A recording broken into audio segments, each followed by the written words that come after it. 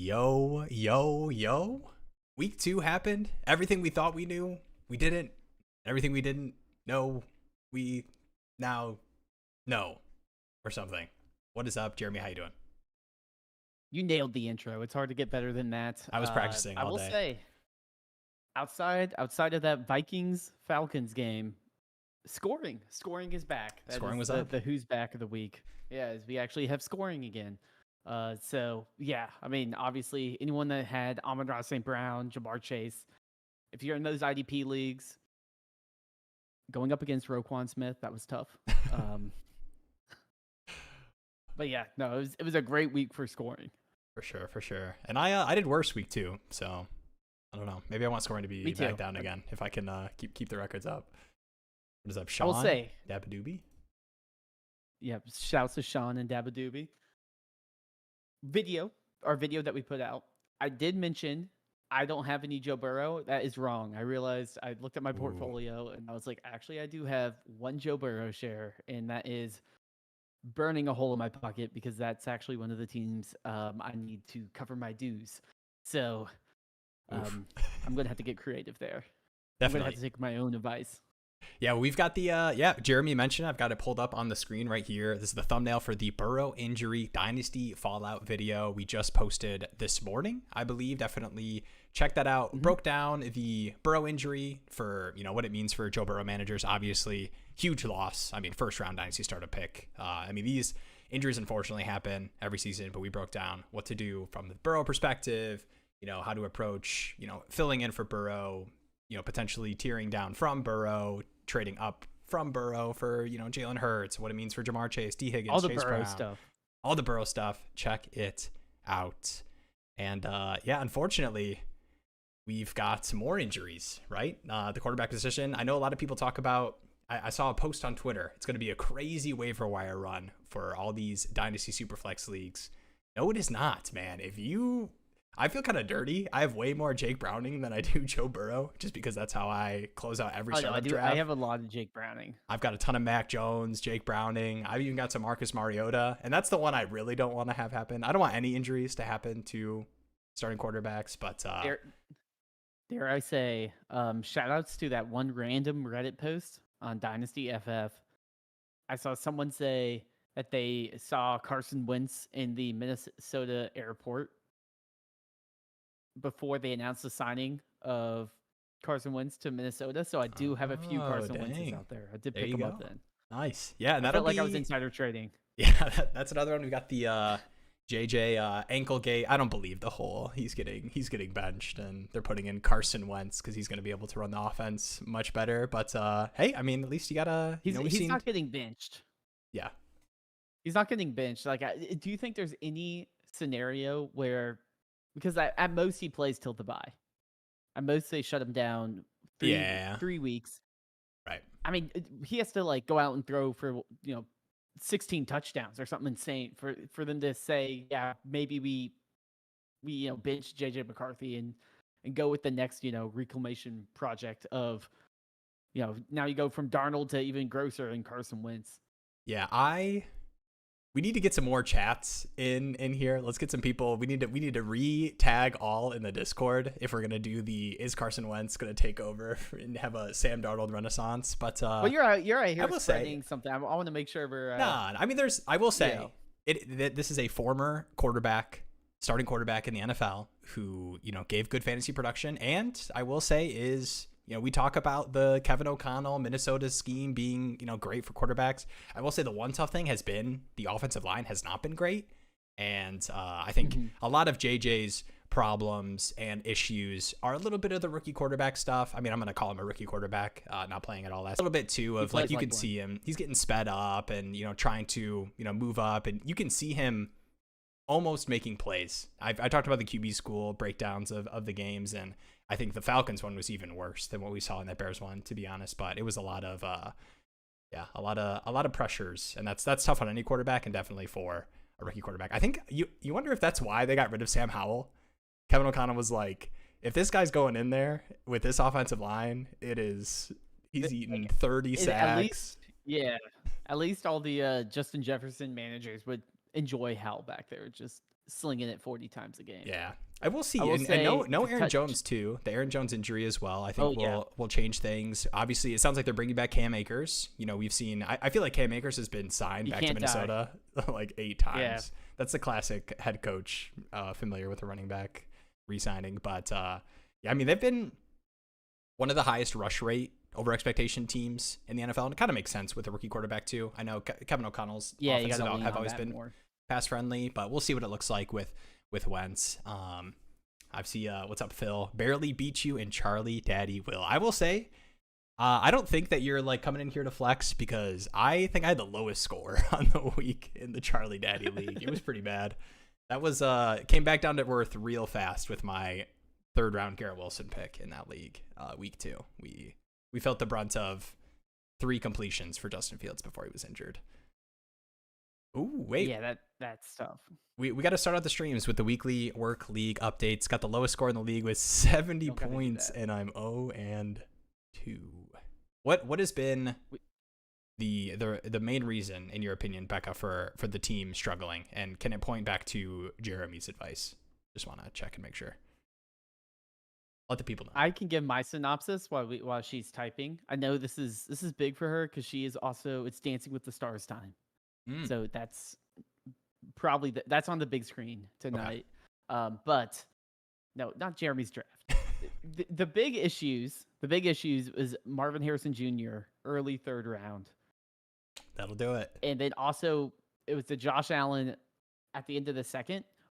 But Josh Allen sometimes has big weeks and sometimes doesn't, right? Yeah. So like week 1, he gave us a weird good game. week. We lost, last week it was just a weird game. So like I'm fine with a Josh Allen like that. Marv is just one of those hard ones where it's just like you're like I hope he catches a weird fade in the end zone, because he's not going to have 10-something targets to support that. And then we also got unlucky with Chardonnay and Bill Krosky Merritt. We had both of them as starters, and I think they combined for 3.7 points. But that being said, Eckler out. Bill should have more than 4 touches. And then we also have Judkins on the bench, who's now ready to go. Ooh, yeah, and Xavier Worthy, who has been out.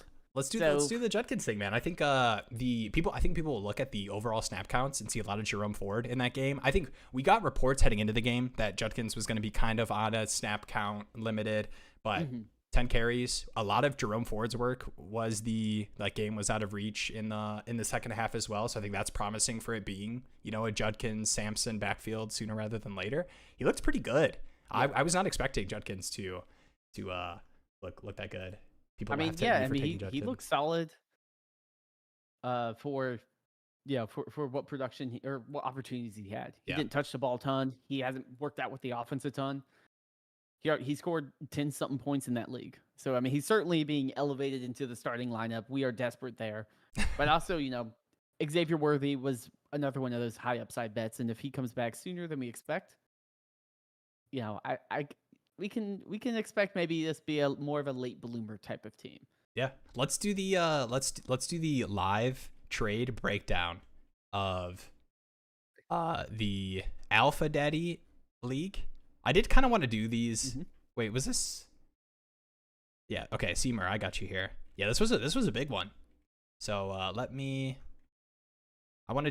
a screen grab. I'm gonna pull up a different trade while I get this one all pretty and ready for everybody.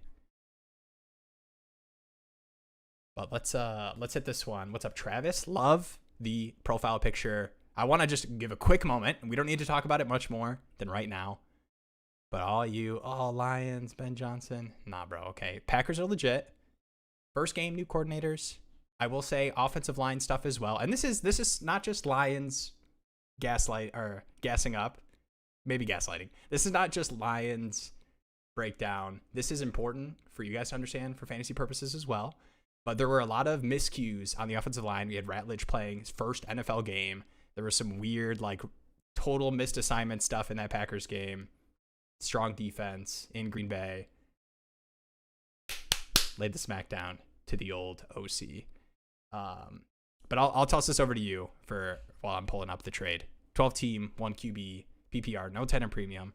Top 3 to 4 contending team.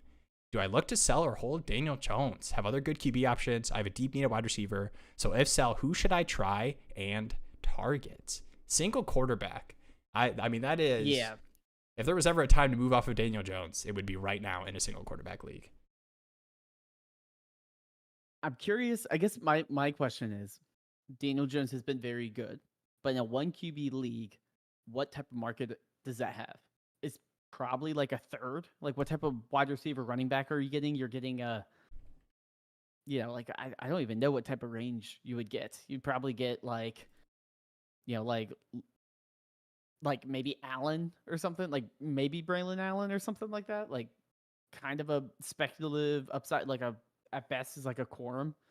I would potentially say maybe we get a little weird here and say, can I sell that QB that I was feeling good about starting heading into the year? And as a contending team in a 1 QB league, outside of, I have Josh Allen. I have, Lamar Jackson.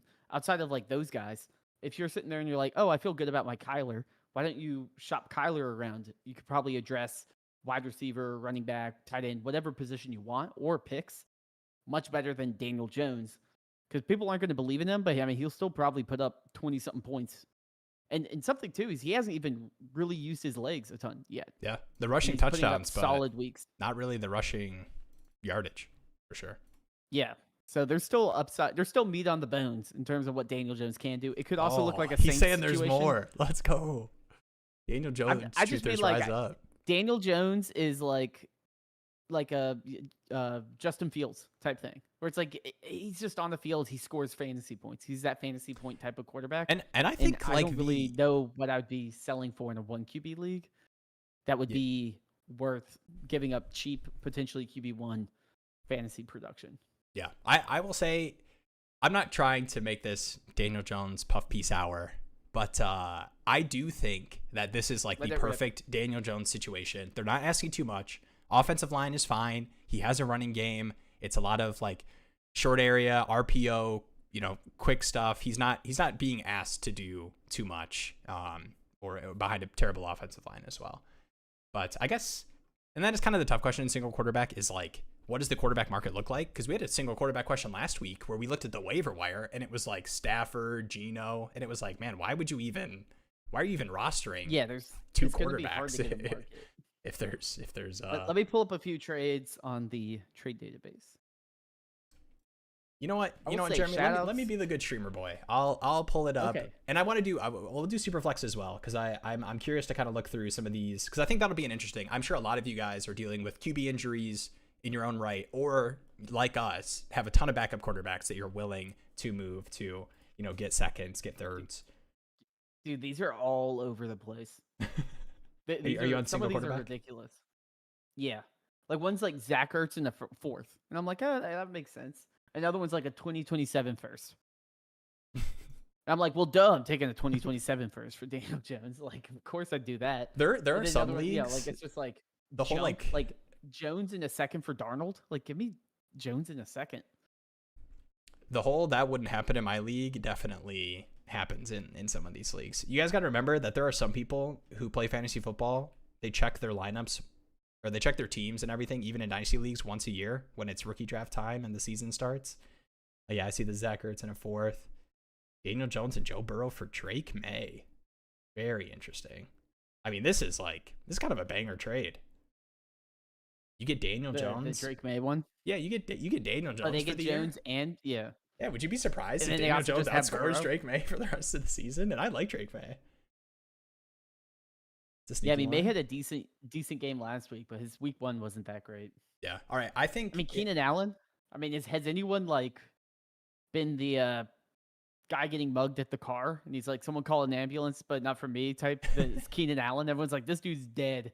And he comes in and starts dropping 18 points, 15 points. Like, he looks like he's better than Ladd at this point. Dude, we'll see. And I disavow that, but I think you would disavow that as well. But because there were a couple piece, well, in redraft, I mean, I don't want to do it too close. I think they're all Keenan great. Allen over Ladd next week. QJ looks better than all of them. No, I'm just kidding. But no, I think my thing is I think those 3 pieces eating, and a tight end in some weeks for sure, just with where the Chargers pass rate is, even in like neutral game script stuff, like we saw it last night and last week as well. And there were some questions. I think the first week it was reasonable for people to ask, was that pass rate we're scared of the Chiefs run defense? Like, it wouldn't surprise me at all if that was the case, but we saw week 2 as well. They were letting Herbert schling it. And I don't know, should we do the panic meter on the rookie running backs right now? Week 2? Oh yeah, we should do. You need to pull up like I don't know if it exists. Maybe like the tierlistmaker.com would make a panic meter. You know, Jeremy, this would have been a great an hour and a half ago thought or question. We're doing it live. We'll can start. search them. Sometimes they real quick. We'll close out the Daniel Jones with are you at the point where in any world where you need a quarterback, you are totally fine sending a second for Daniel Jones? I just want to make sure we're all on the same page. In most if I need a quarterback, I would send a second for Daniel Jones. Because, I mean, outside of an injury, he's not losing the job. You know? Yeah. Like, that's really what it is. Yeah. I'm kind of with it, man. And if, I don't know, I'm sure we'll see Pumpkin Daniel Jones at some point. But, man, if JT, like, the thing that I love, I just love so much about this Colts offense. I know the Josh Downs stuff is a little spooky. Like, we're still seeing Alec Pierce kind of, even though he had a better game this last week. And I think I am of the belief that in the end, talent wins out, and that good coaches find ways to get good players on the field and making plays. And that's why I feel about Kenneth Walker and the Charbonnet thing we saw week 2.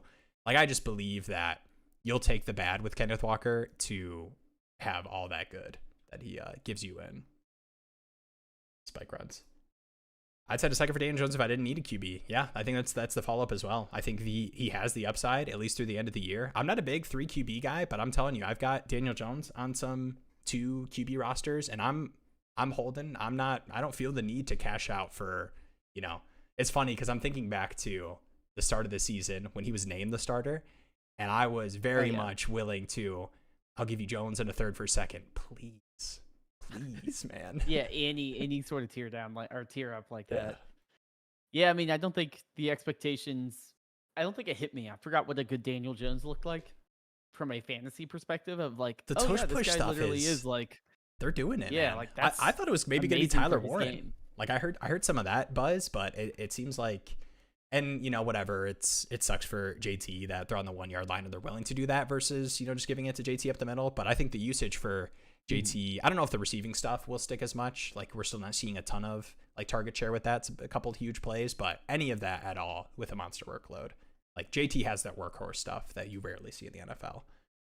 All right, let's I'm gonna make sure I'm not missing these. We'll kind of roll through some of these thoughts about Javonte. He has looked good, but he's a workhorse and injury prone. Yeah, I'm sure. I think 3 weeks is a full on trend for people. Like Dynasty, people's understanding and feelings about players. I think 2 weeks of what we've seen from Javonte, I think people will buy in.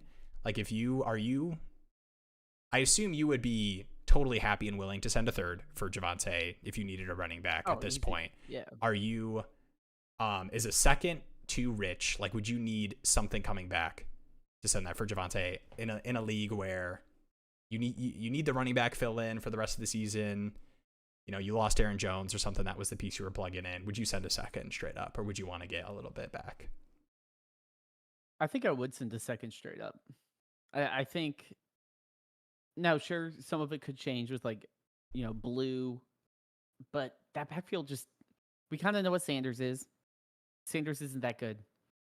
I don't see them addressing anything else. And also, I think that team is just going to be in shootouts for a lot of the games they have. It's going to be like just run up the score. So for me, I feel like you're going to get good production for the rest of the season, barring injury. A second's what you expect, right? You know, like, I think a third's like, oh, cool, I bought Carson Wentz because I need a quick plug and play for 2 weeks. Yeah. If you're sending a second, it's like, oh, I got a guy for 10 weeks I can start. I mean, that's good return on a second. People took, you know, a bunch of these running backs and Kyle Williams and all these people that might never even start. I mean, you got Jalen Polks out there and you're not starting them. That was a second. If I'm spending a second, at least I'm getting some actual meaningful production, meaningful weeks I can start out of it. So Yeah, I would definitely send a second. I think people can be a little like caught on their priors with like trading a second for Javonte, where like you need to go back and think about how willing and happy you would be to like trade a second for James Conner, like heading into the season, where it was like, let me lock in this vet, even if it's just for the end of the season, the production I'm going to get. Like if you're confident in that with Javonte, I wouldn't push too hard more than that to fill that out. Week 1, 20 fantasy points. Week 2, 24 fantasy points. He looks. I mean, it I'm doesn't getting look terrible. 20 fantasy points for a second. He looks good. Ooh, Tony, what is up? I traded Judkins for Goff, 12 by 10, super flex, 6-point pass touchdown, lost Purdy, and only had Lamar. Had regrets at first, but the 5 touchdown game week 2 made me feel better. Back to Champ going for number 3, Bijan, Gibbs, Bucky, Achan, Monty, running back. Let's go. Yeah, and I like Judkins, but to me, I think some people have like opinions of quarterbacks, and when you see Goff have a bad game and he's checking down a ton, it's like, knew it. It was McVay and Ben Johnson. Goff sucks. And it's like, well, a lot of it for quarterbacks like Goff is the ecosystem they're in, right? And I know people pointed a lot to Ben Johnson, and but I think offensive line, the weapons that the Lions have, we're not always going to get these Goff games, but I'll tell you what, when the Lions are favored and they're at home, Goff is live for 4 touchdown banger games. Like he is that is a dome boy for sure. I mean, it's like a worse example of this is like the Bryce Young experience of when he's bad, it looks like what is like this. I have someone that no one would want. He's just really bad under pressure too. And like the Lions having a really strong offensive line has been a big key of that. He's just an ugly faller. It's just like when they mess up, it's like, oh, like you get the ick. And that's just something that you have to do. Like Goff will put up, it's kind of like Stafford too. Like Stafford puts up a lot of those games where from fantasy perspective, you're like, oh, that was a good game. And you look at it's like 9 fantasy points. You're like, what the hell happened? Like how did you only get 9 fantasy sidearm points? Dimes he's throwing through 2 hands. Stafford is I could talk about Stafford all night, man. I will also say too is I will also say you're like, oh no, I traded Judkins. Yeah, but you also have Bijan, Gibbs, Bucky, Achan, Monty. Like, where's Judkins? Like that 4th spot on the bench is gonna look nice. You're fine. Like I think that's a fine move, especially because you only have Lamar. You need that quarterback upgrade. Yeah, Judkins wouldn't be starting even in week 3. Even if he's starting, you still got guys that you feel better about. So yeah, and Goff, like I mean Judkins, especially if he is having strong weeks through the season, will be a piece that you can move. But not everybody wants a running back. Like, I mean, yeah, everybody would want a young dynasty asset if Judkins is kind of pushing that in the next couple weeks. But, super flex, everybody needs a quarterback, man. Bill in the 11th in the Alpha League feels real good right now. Yeah, we'll see what the Bill stuff looks like. I am excited, and I do think we're going to see an increase for sure, obviously, with the Eckler injury. Wow, the Eckler injury. But I think the tough thing is going to be, saw a lot of Jeremy McNichols. He's active games for special teams and is using that receiving role a little bit. And Bill, we don't have a big track record of Bill being a pass catching receiving weapon. Now, could he give you what Jeremy McNichols gives you? I think so, but we'll see if Cliff thinks that, because that's what really matters. Yeah, I mean, I think I'm excited for him. I saw a funny tweet. I don't remember who tweeted it, but it was just like Bill feels like the first like industry plant in the NFL. We need one every year. Like, yeah, where did this dude come from? One undrafted, one weird backstory guy. Yeah. Yeah, like it is a weird. And I think what was it is like he only got to play one game, and was it like NCAA ineligible? There was a jersey, like someone else used his number.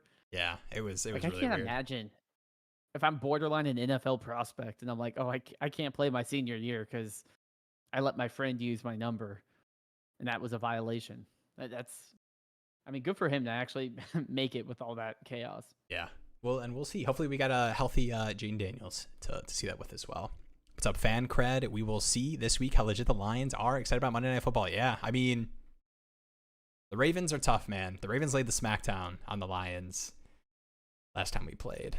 And Lamar Jackson does scare me. But we'll see. Aaron Glenn has always struggled against rushing quarterbacks. And I think it's a little bit of the way that he chooses to apply pressure with like a lot of man, a lot of blitzing. But yeah, we'll see. We'll see. Should be a good one. That's a Monday night game this week, right? Yeah. Let's go. Yeah, I saw that when I was looking at some lineups, and I was like, oh, that's going to be a good one. Ooh.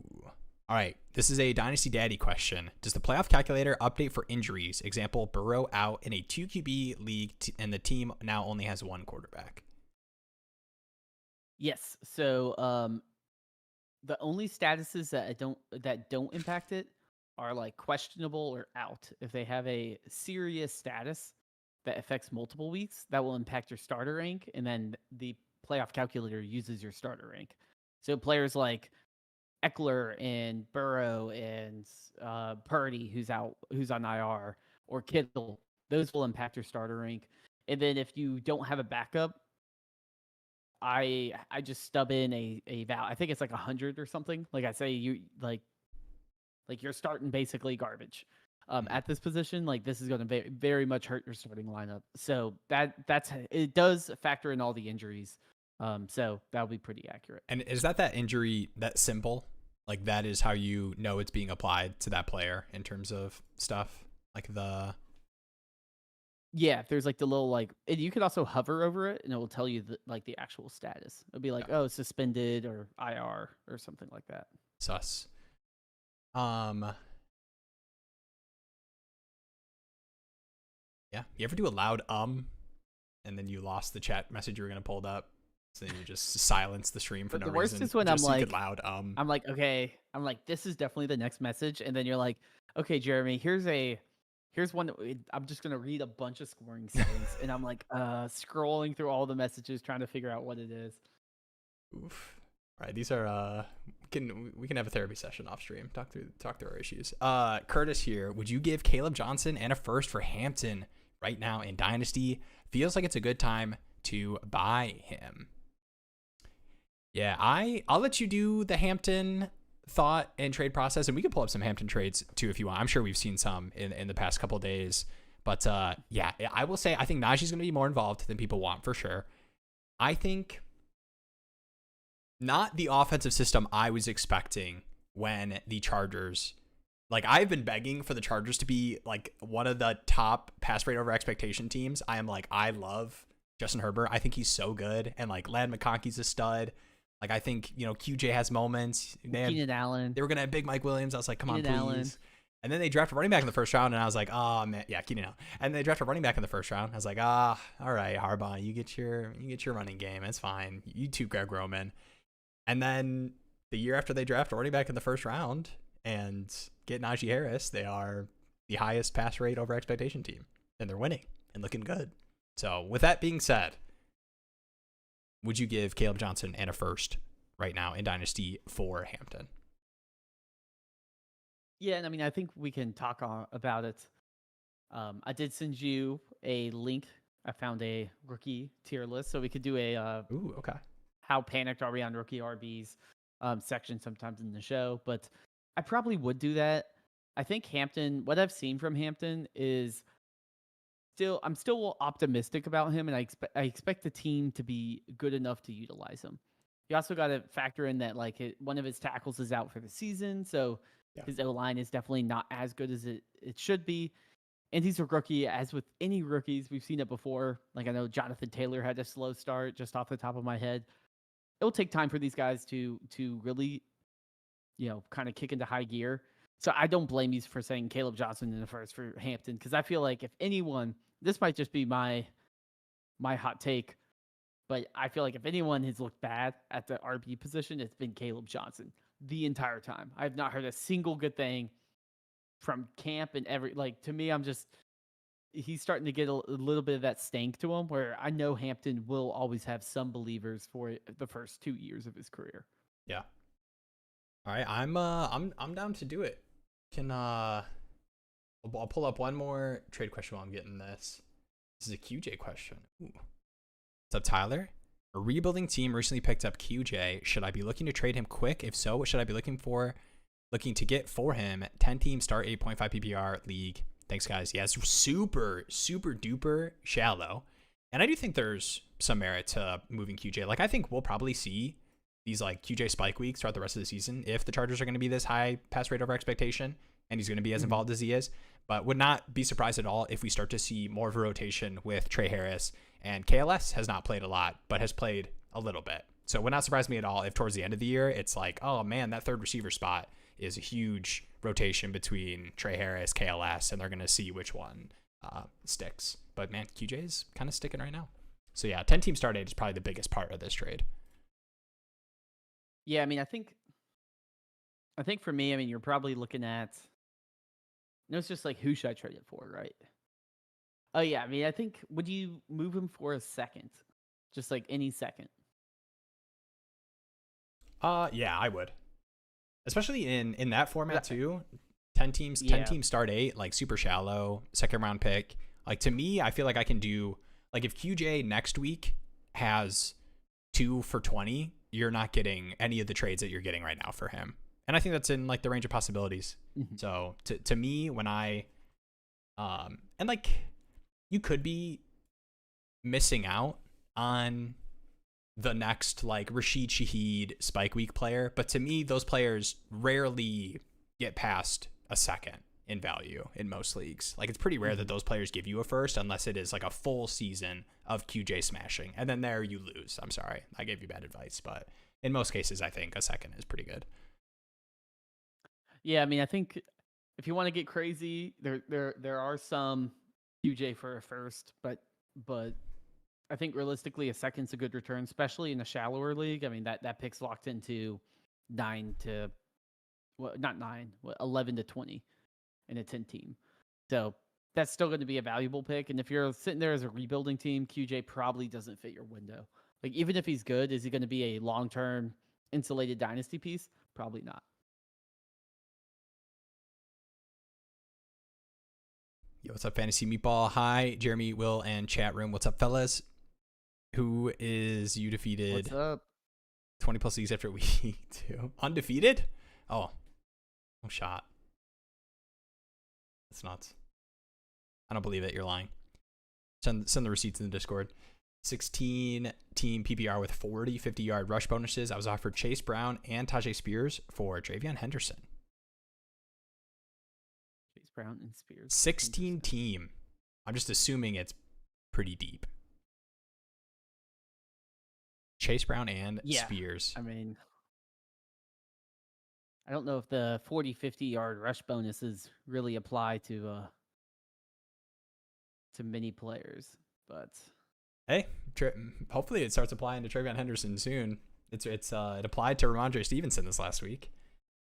I don't know. I mean, we're on the panic train here. Everyone is freaking out. I don't hate it in a deep league, but also not the most excited about the Spears piece. That to me, like I'd be like, could I maybe get someone that I can at least start like sometime? Assuming 16 team is probably pretty deep. Like, can I just get like a QJ type, like just a guy that might be a flexible player? Yeah, we got I'm not Bengals line is horrible. Yeah, the Chase Brown rushing efficiency has been pretty tough, and we broke that down in the Burrow Dynasty injury fallout YouTube video. Definitely check that out after the stream, guys. All right, I'm gonna power. I think the plus would need to be more. I'm gonna lightning mode through a couple of these so that we can do our goofy tier list. Okay. Hey, it's serious. No, it's okay. We're goofy boys. It's serious. It's serious. Right. It is serious. It's I made me and my co-manager pick Caleb Johnson over RJ Harvey because I didn't have any shares in our co-managed league. So Cooper. Yeah, it's serious when you're in that room. It is serious. 0.5 tight end premium. Start 11. 12 by 11. What's a good value for Tyler Warren? Inbox offer 26 first, 26 second, and Butte feeling like I should hold or get more. So 0.5 tight end premium is a rebuilding team as well. Mm-hmm. I will say, I mean, that's not the worst offer I've seen for Tyler Warren. But to me, decent return. I think a first and a second is like minimum for me for Tyler Warren in any 0.5 and above tight end premium, just with what we've seen at the start of the season. Like he is he just feels to me like the tight end that could. I think it will take a strong start to the season, but if like through week 6, week 7, week 8, we're seeing the similar production, I think he's going to be pushing that Trey McBride Bowers tier, and maybe sooner than later, man, with this Bowers usage. And we had the injury heading into the game, but it's been pretty weird, to say the least, for the Pete Carroll Raiders. Yeah, I mean, I think too. I mean, right now Tyler Warren is tight end 3 on Keep Trade Cut. On Dynasty Daddies, also tight end 3. To me, it's like this is good return, but if you think about it, I picked him probably with a first round pick, so all I get's booty in a second. I could probably hold until the plus is more enticing. I do think it's good value if you're like, hey, let me get off of them. But as a rebuilder, like if Warren does become that locked in, hey, we now have 3 big elite young tight ends, that's way more impactful than booty on a rebuilding team. Yeah. All right, we've got what are we selling Goff for? Why are we selling Goff, man?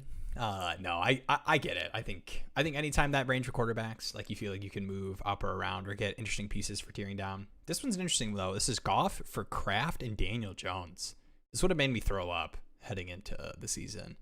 Is it a PPR type? I would probably need to know the tight end premium, but to me, I'm probably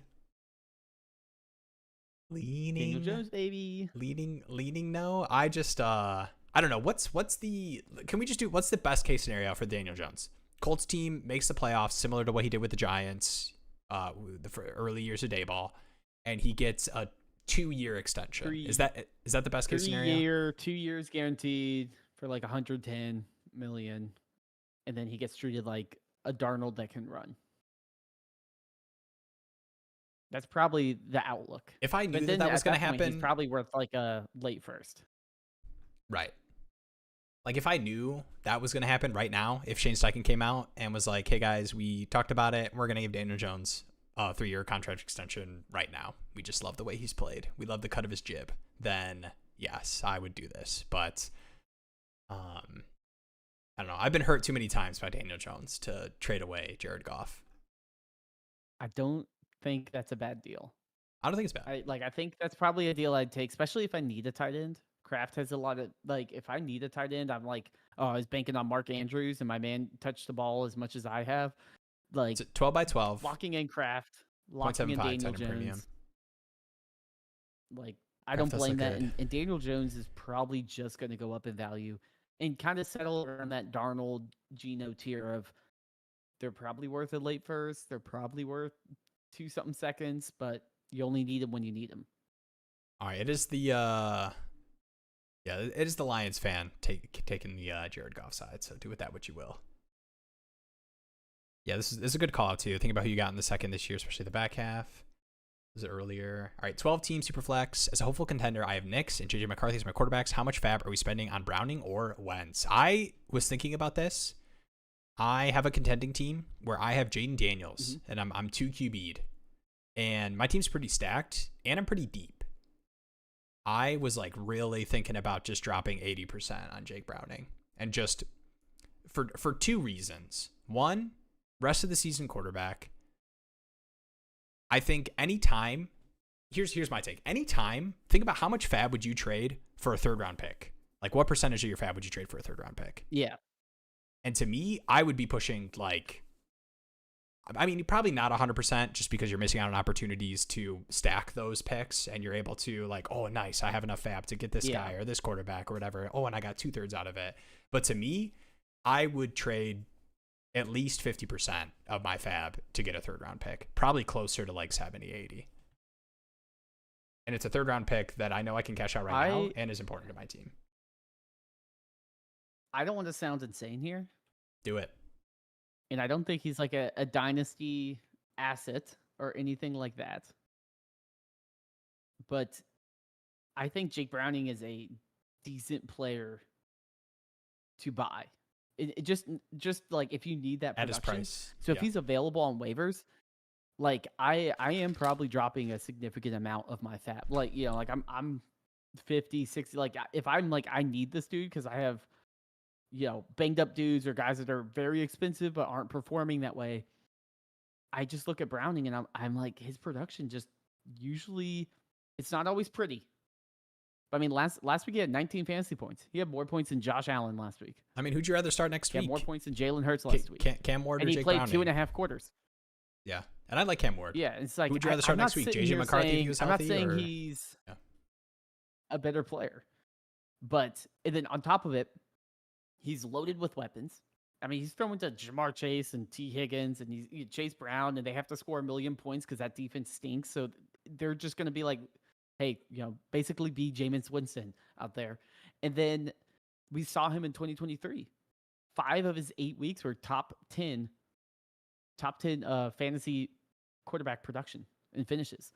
So if I'm a contender, I'm like, this is what I need in terms of a perfect guy that can plug in for injuries, bye weeks, and I don't have to pay a lot. If I don't have to pay anything but Fab, I'm spending a significant amount on Fab on Browning, because the big thing is, not only is it like Wentz probably starts 1 or 2 weeks. Cool. Browning is locked in basically all year. And you're telling me you can get a starter for the rest of the year that does have some low end QB1 upside just for Fab. I'm loading up 60-something%. Kind of also understand like how many people are going to be bidding on him. Is there a team that's like so desperate? Like you might need to push in a little bit more. But I think this is a perfect situation to be like, let me just pick up Browning on Fab. Then I don't have to send off a second for Sam Darnold and feel gross about it. Yeah. I'm with you. All right. Subtitle Chip. Good evening, gentlemen. I'm getting a tooth pulled. Oh, appreciate the. This was the same.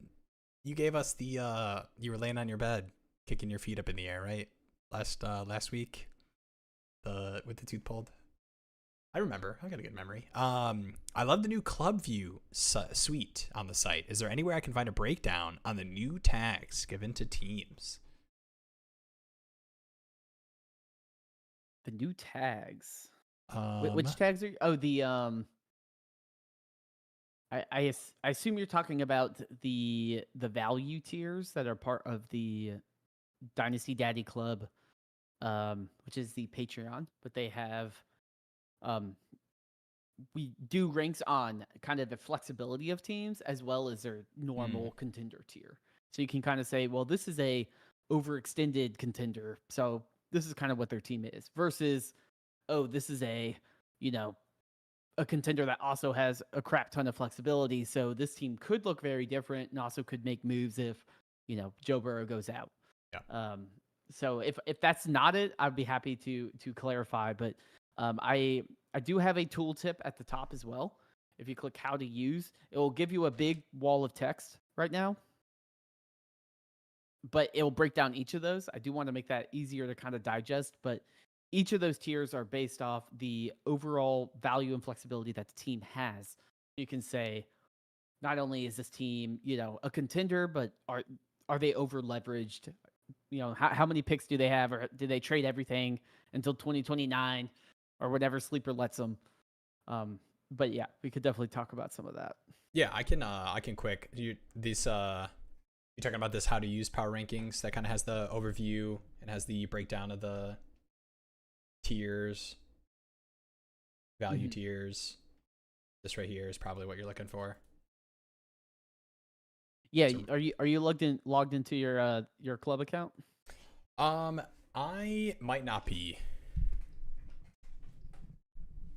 If you click into your close the window, and then if you click the presets drop down. Come again? My screen's like a couple seconds behind, so I don't know. I'm on the homepage. What do you want me to do? But if you click that, you can see. Yeah, you can see. Oh no! If you go back to the power rankings, and then if you see the there's like right under the how to use power rankings, there's selected presets. It's that drop down. You can click Club View, and then that will show I call them the combined tiers, but it's the it will give you the I was slightly unlucky team as well as their contender status. Yeah, Nico Collins slightly unlucky makes sense. Your luck status. Chase Brown slightly unlucky. I believe it. I love this team. This team makes me so happy. Can you guys mind if I just read this team real quick? This is on the fly. I pulled this one up. Overall, this is out of a startup, guys. You ever see overall rank? Oh, out of the fly. Overall rank starter rank one on the fly out of the startup. Purdy, Goff, Geno, Jake Browning, Mac Jones. Don't worry about Tyler Shuck and Deshaun Watson. Chase Brown, Bill, Kamara, James Conner, J.K. Dobbins, Jamar Chase, Puka, Nico, Chris Godwin, Jordan Jennings, Keenan, Stephon Diggs, Tyler Warren, Jawan Johnson. Come on, man. This team gives me hope that I'm not washed. All right. Sorry, we gotta do our fun tier list. Let's I'm gonna crank these out. Would you drop Samson for Jake Ferguson? I have Joker and Fannin Jr. Okay. I pre-read this. Who the hell is Joker? Is it Evan Ingram? Because he was supposed to be like Sean Payton's Joker. Is that what it is? Let me know, Michael. Maybe it's a combined NBA NFL Dynasty League. Dude, if I could play Jokic at tight end, is it Taysom? Oh my gosh, can you imagine Jokic at tight end for the Denver Broncos? That is kind of funny. That's Denver also with the Joker stuff. That is true. Yeah. I'd be curious about the rest of the roster. Fannin, I'm fine with Fanning. I am too, and I would like to see, like, I would give Samson like a week or two to see, because I'm curious about what this Browns offense looks like. Like, we saw a little bit more of a commitment to the run. Like, week one was very much like, all right, Joe, sling this thing. Let's get Samson 8 targets. Let's get Fannin 7. And Njoku, you can have 5. All the receivers get a couple. So I would want to see what the Judkins Samson breakdown looks like, and hopefully Jerome Ford's totally phased out, and we see a lot more of those rookies over the next couple weeks. And I like Jake Ferguson. Like, I think he should be rostered. But yeah, maybe drop Joker, man. Whoever the hell that is, let us know. I mean, maybe it's Coker, like Jalen Coker. That's one of my most drafted receivers, RIP. And you know what? The Xavier Legette 8 targets into nothing makes me feel so vindicated about that Coker pick. Like, that should be Coker turning those 8 targets into something. No, that's not even the Legette. It's the Hunter Renfrow. That's what needs to be making you feel good. Is 9 targets, and that's all. Right. Like, they cut him. That's Coker's role. But to me, Samson's a running back. We saw it with Judkins there. He still had decent usage last week. I'd rather have that. If Jake Ferguson's on waivers, it tells me too that there's probably a lot of valuable-ish tight ends on waivers to begin with. Yeah. I don't need to worry about. It's not like Jake Ferguson came out of nowhere. I'm fine starting Fannin Jr. and just living with that. Who else do you have? I mean, like, do you have a backup quarterback or something, and your starting quarterback is fine? Like, in redraft leagues, sometimes people send me the rosters, and I see they have, like, they have Brock Purdy's tough example. He's hurt. I didn't want to do like the top tier, because obviously you have like Josh Allen, Lamar, like, you don't need a second quarterback. But it's like, dude, if you're just gonna start Baker every week, like, do you really need to hold on to Geno? They have like Baker, Geno, Darnold, especially when there's other quarterbacks on the waivers. Shadur Sanders. You have Daniel Jones. You don't need a second quarterback. He's the GOAT. Thoughts on Tyreek Hill's dynasty outlook, buy, sell, hold, and for what price? Yeah, Tyreek is tough. I mean, the Dolphins offense looked better. They got the Bills Thursday night, right? That's a Thursday night game. Bills Dolphins. Yeah, I mean, no one is going to.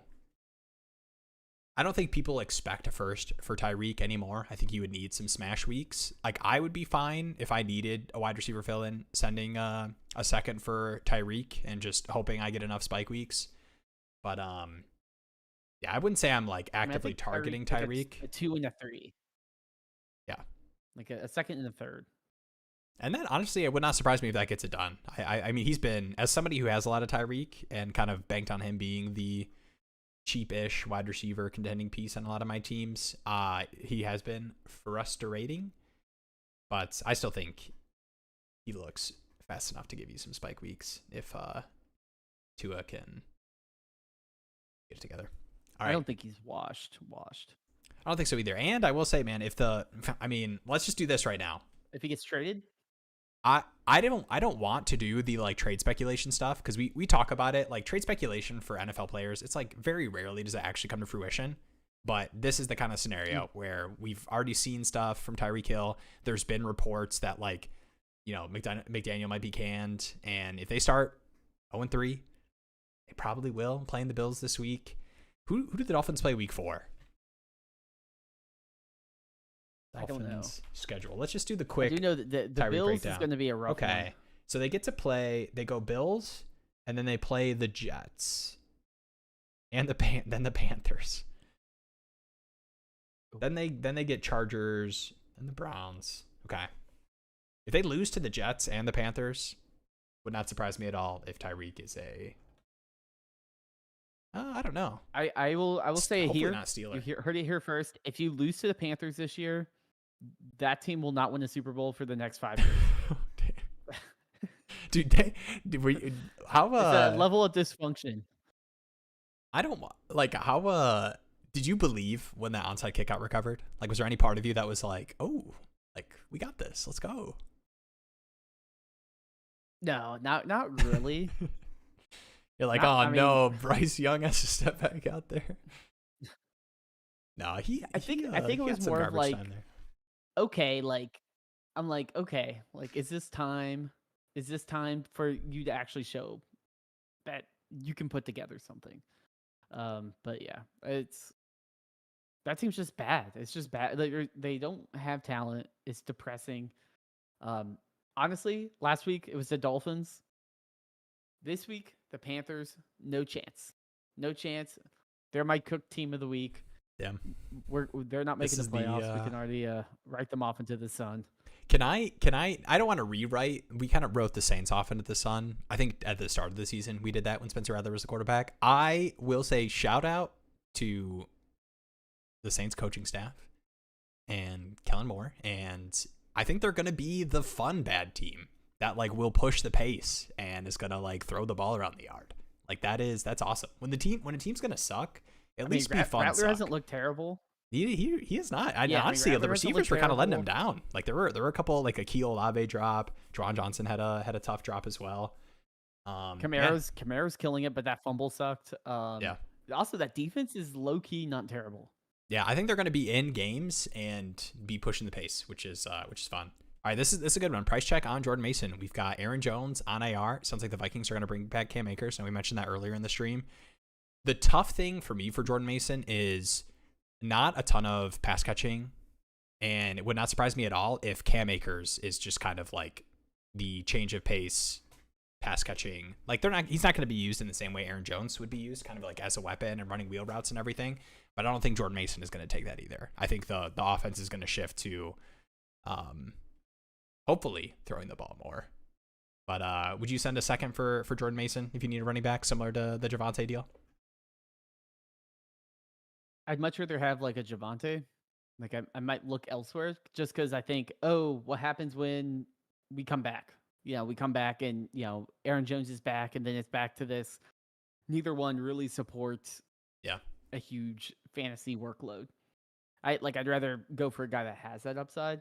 But I do think like 2/3 or like a second if I was really desperate is about the price.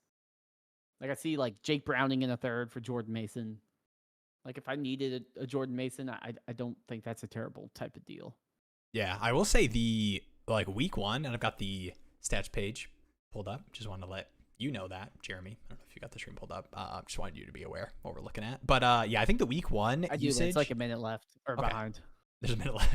All right, guys, get your questions in. We got a minute left. The week 1 usage, and obviously week 2 looks worse, but that was just Vikings could not sustain drives, ton of JJ sacks, and they were not moving the ball. Got behind. The Falcons were just running all over them the whole game. But I think the usage is definitely something to be excited about, and something I probably would try to find a different target or would want to be getting Mason and a piece. Like if I was kind of doing the contender push in and I wanted a cheap running back, I'd say, all right, here's a second, give me Mason and, Keenan Allen or something.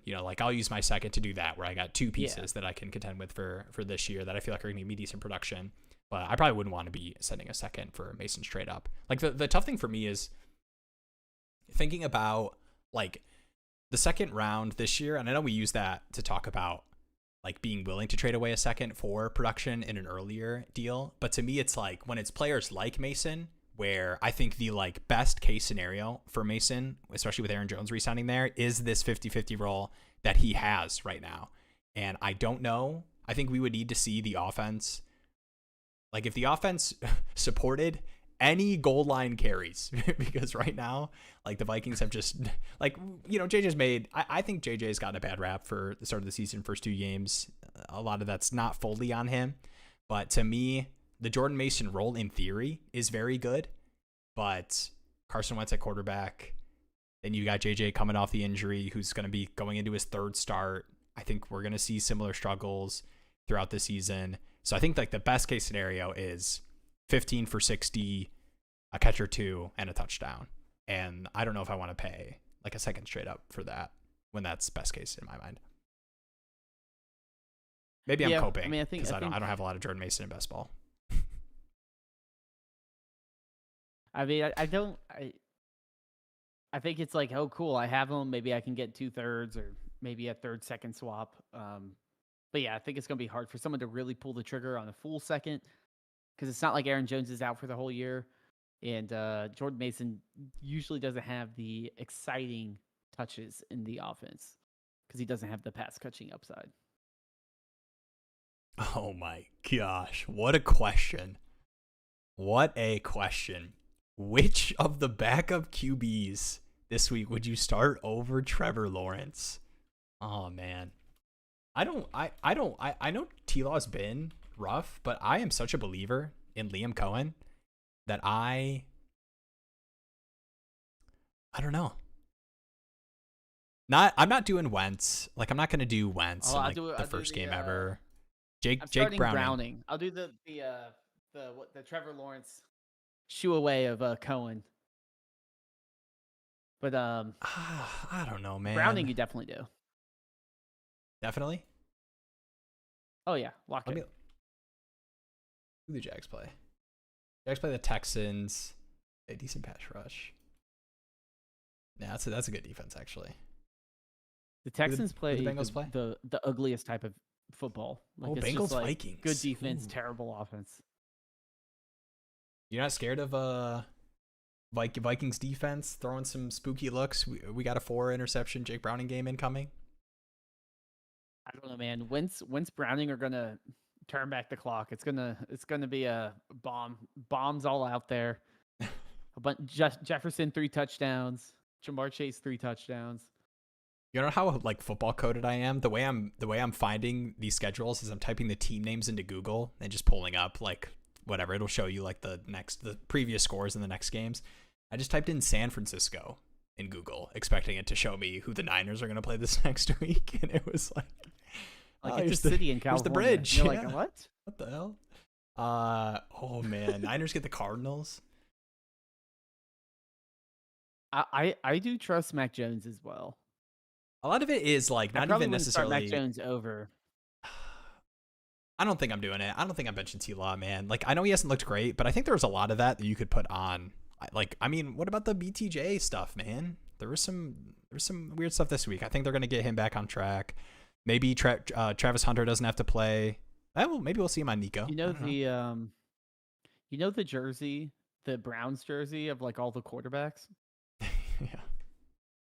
I need one for all the Trevor Lawrence excuses we've heard through 5 years.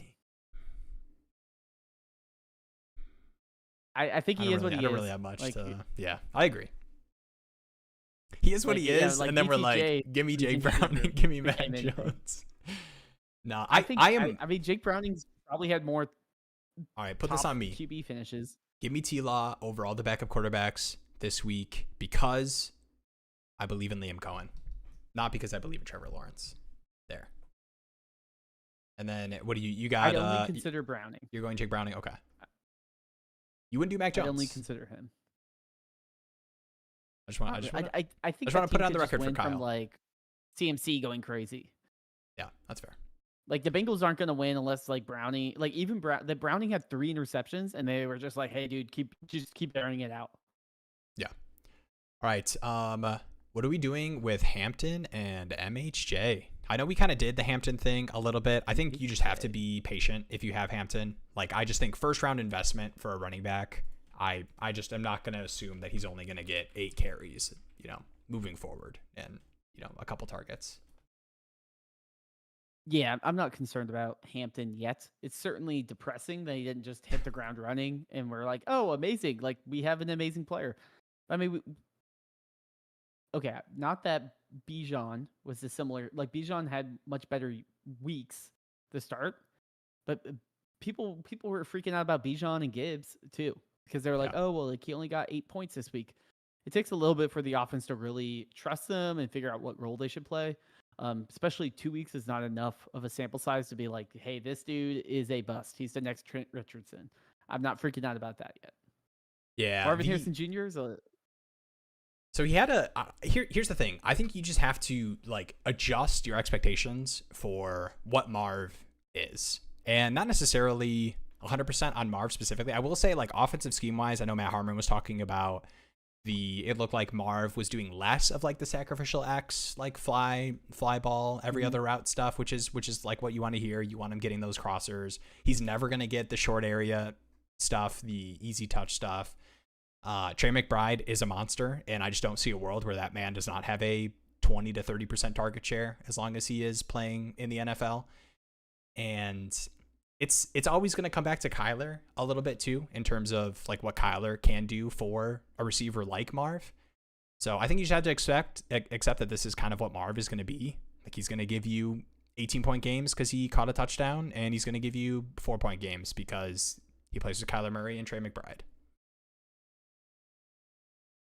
Yeah, I think I'm on the same page as you. Like, and to me, I think the talent is there for him to be a good receiver, but I don't think it's going to be like what we want from a dynasty receiver where it's, oh my God, he's Malik Neighbors all of a sudden. I think it's going to be, I think they need a brand new offense installed if we're going to really want to see his usage change, and potentially a completely different quarterback to be installed. But that's probably going to be harder to do because they're probably locked into Kyler for at least 1 or 2 more years.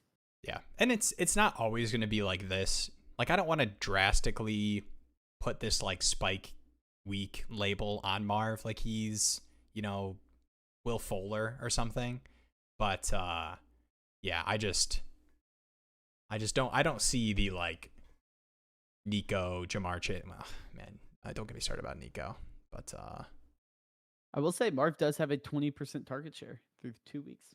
So yeah, it's not, his usage isn't awful. I mean, it's not Trey McBride with near 30%, but yeah, there was another follow up. TSL even in a rebuild, as long as Kyler's throwing, I don't know. I mean, I think the thing with like in a rebuild to me is like, I know wanting to hold like younger players, but I am fairly willing in most cases to like turn players into draft picks if I feel like the value's there. Like if you can turn Marvin to 2 firsts and like a cool player. Probably not. It'd probably have to be a first. Easy. Probably like a first and an interesting player would be like the ideal move. A first and Caleb Johnson. I'm probably holding Marv for that. I'm holding Marv until I get a Rams week where it's like, he gets the 2 touchdowns and 100-something yards and Marv has arrived. I don't know. Maybe I'm overestimating the way my league mates will react to Marv breakout weeks. What I want is I just want like Marv to have like a 12 target game with like 10 catches. What's brutal is these 2 reception games, man. Like the 2 for 27. Like, I need that floor. And that that happens with like stud receivers too. Like they'll have some disappointing games, but 2 reception games, very rare that happens with like the Chases and Neighbors of the world. And it hits even harder when it's with somebody like Marv that people are already down on. But that's why you want like someone like a Chase and Jefferson. Like Chase has those like crazy 13 touch game, catch game and 2 touchdowns. And it's like, well, no one's going to touch that ever. Yeah. What's up, AJ Lee? 12-team Superflex PPR in a retooling year. Got an offer of a 2nd and 3rd for my Pittman and a 4th. Is Pittman a decent piece to hold if I'm competing in a year or 2? Yeah, if you can turn that 2nd and 3rd around and get whatever Michael Pittman level player for next season, I'm almost always turning that into a pick if I'm already planning on rebuilding or tanking for the season, just because you get the points off your roster. You can turn like the 2nd and 3rd. And shout out to, I know the Destination Devy guys, preach this, like 2nd round picks and 1st round picks and 3rd round picks can't tear their ACLs, They can't lose their roles. They can't, get Daniel Jones'd. So I am I'm almost always turning players like Pittman into, whatever pick equivalent I feel like I can get. And I want to caveat a little bit. If you feel like you can turn those picks around and they have motion in your league to go and get yourself, you can turn that into Cortland Sutton next year, second and a third when he's another year older. Yeah, I mean, I think if you're retooling, to me, this is a let me just get off him type deal. Yeah. I can always say, here's the second and third next year for Michael Pittman. But, I mean, Michael Pittman was near dead in terms of dynasty value, fantasy value. Everyone was hyping up Downs. Like, to me, it's he's not a player that is going to have any value outside of what he's producing right now. And if that changes, then all of a sudden he's not worth anything. So I don't blame you taking a second and a third for him, especially in a retooling year where you don't really need his production. Yeah. All right. I have a important announcement that I forgot to pull up the trade that somebody asked me to pull up a long time ago, but I do have it. Oh, is it the Alpha Daddy? Right when trade? I said that, now the overlay's being weird, but don't worry, I got it. So this is in the Alpha Daddy League. This is a trade that just went down. Pretty big one. We've got Lamar was acquired for CJ Stroud, 2 firsts, and Jalen Coker. And this is a 12 by 10, 0.75 tight end premium. Superflex. What side are you taking here? Stroud and 2 firsts and Coker, or Lamar? I do think that if you are, is a big one. If your team, I will say, like, it is always hard to move off of Lamar, Jane Daniels, Josh Allen, like these quarterbacks that are just going to smash every year and are going to hold their value. I will say that young quarterback that is like, you feel like is still going to be in the top 5 rounds of startup drafts next season and 2 first round picks is kind of like the price I would want to get. Hold on. Let's just bask in the glory. 2222. After accomplishing this trade, has this is insane. Actually, should I be scared? Should I be tanking in this league? Has Josh Allen and Lamar Jackson. That's not right. And has 2 2027 first round picks.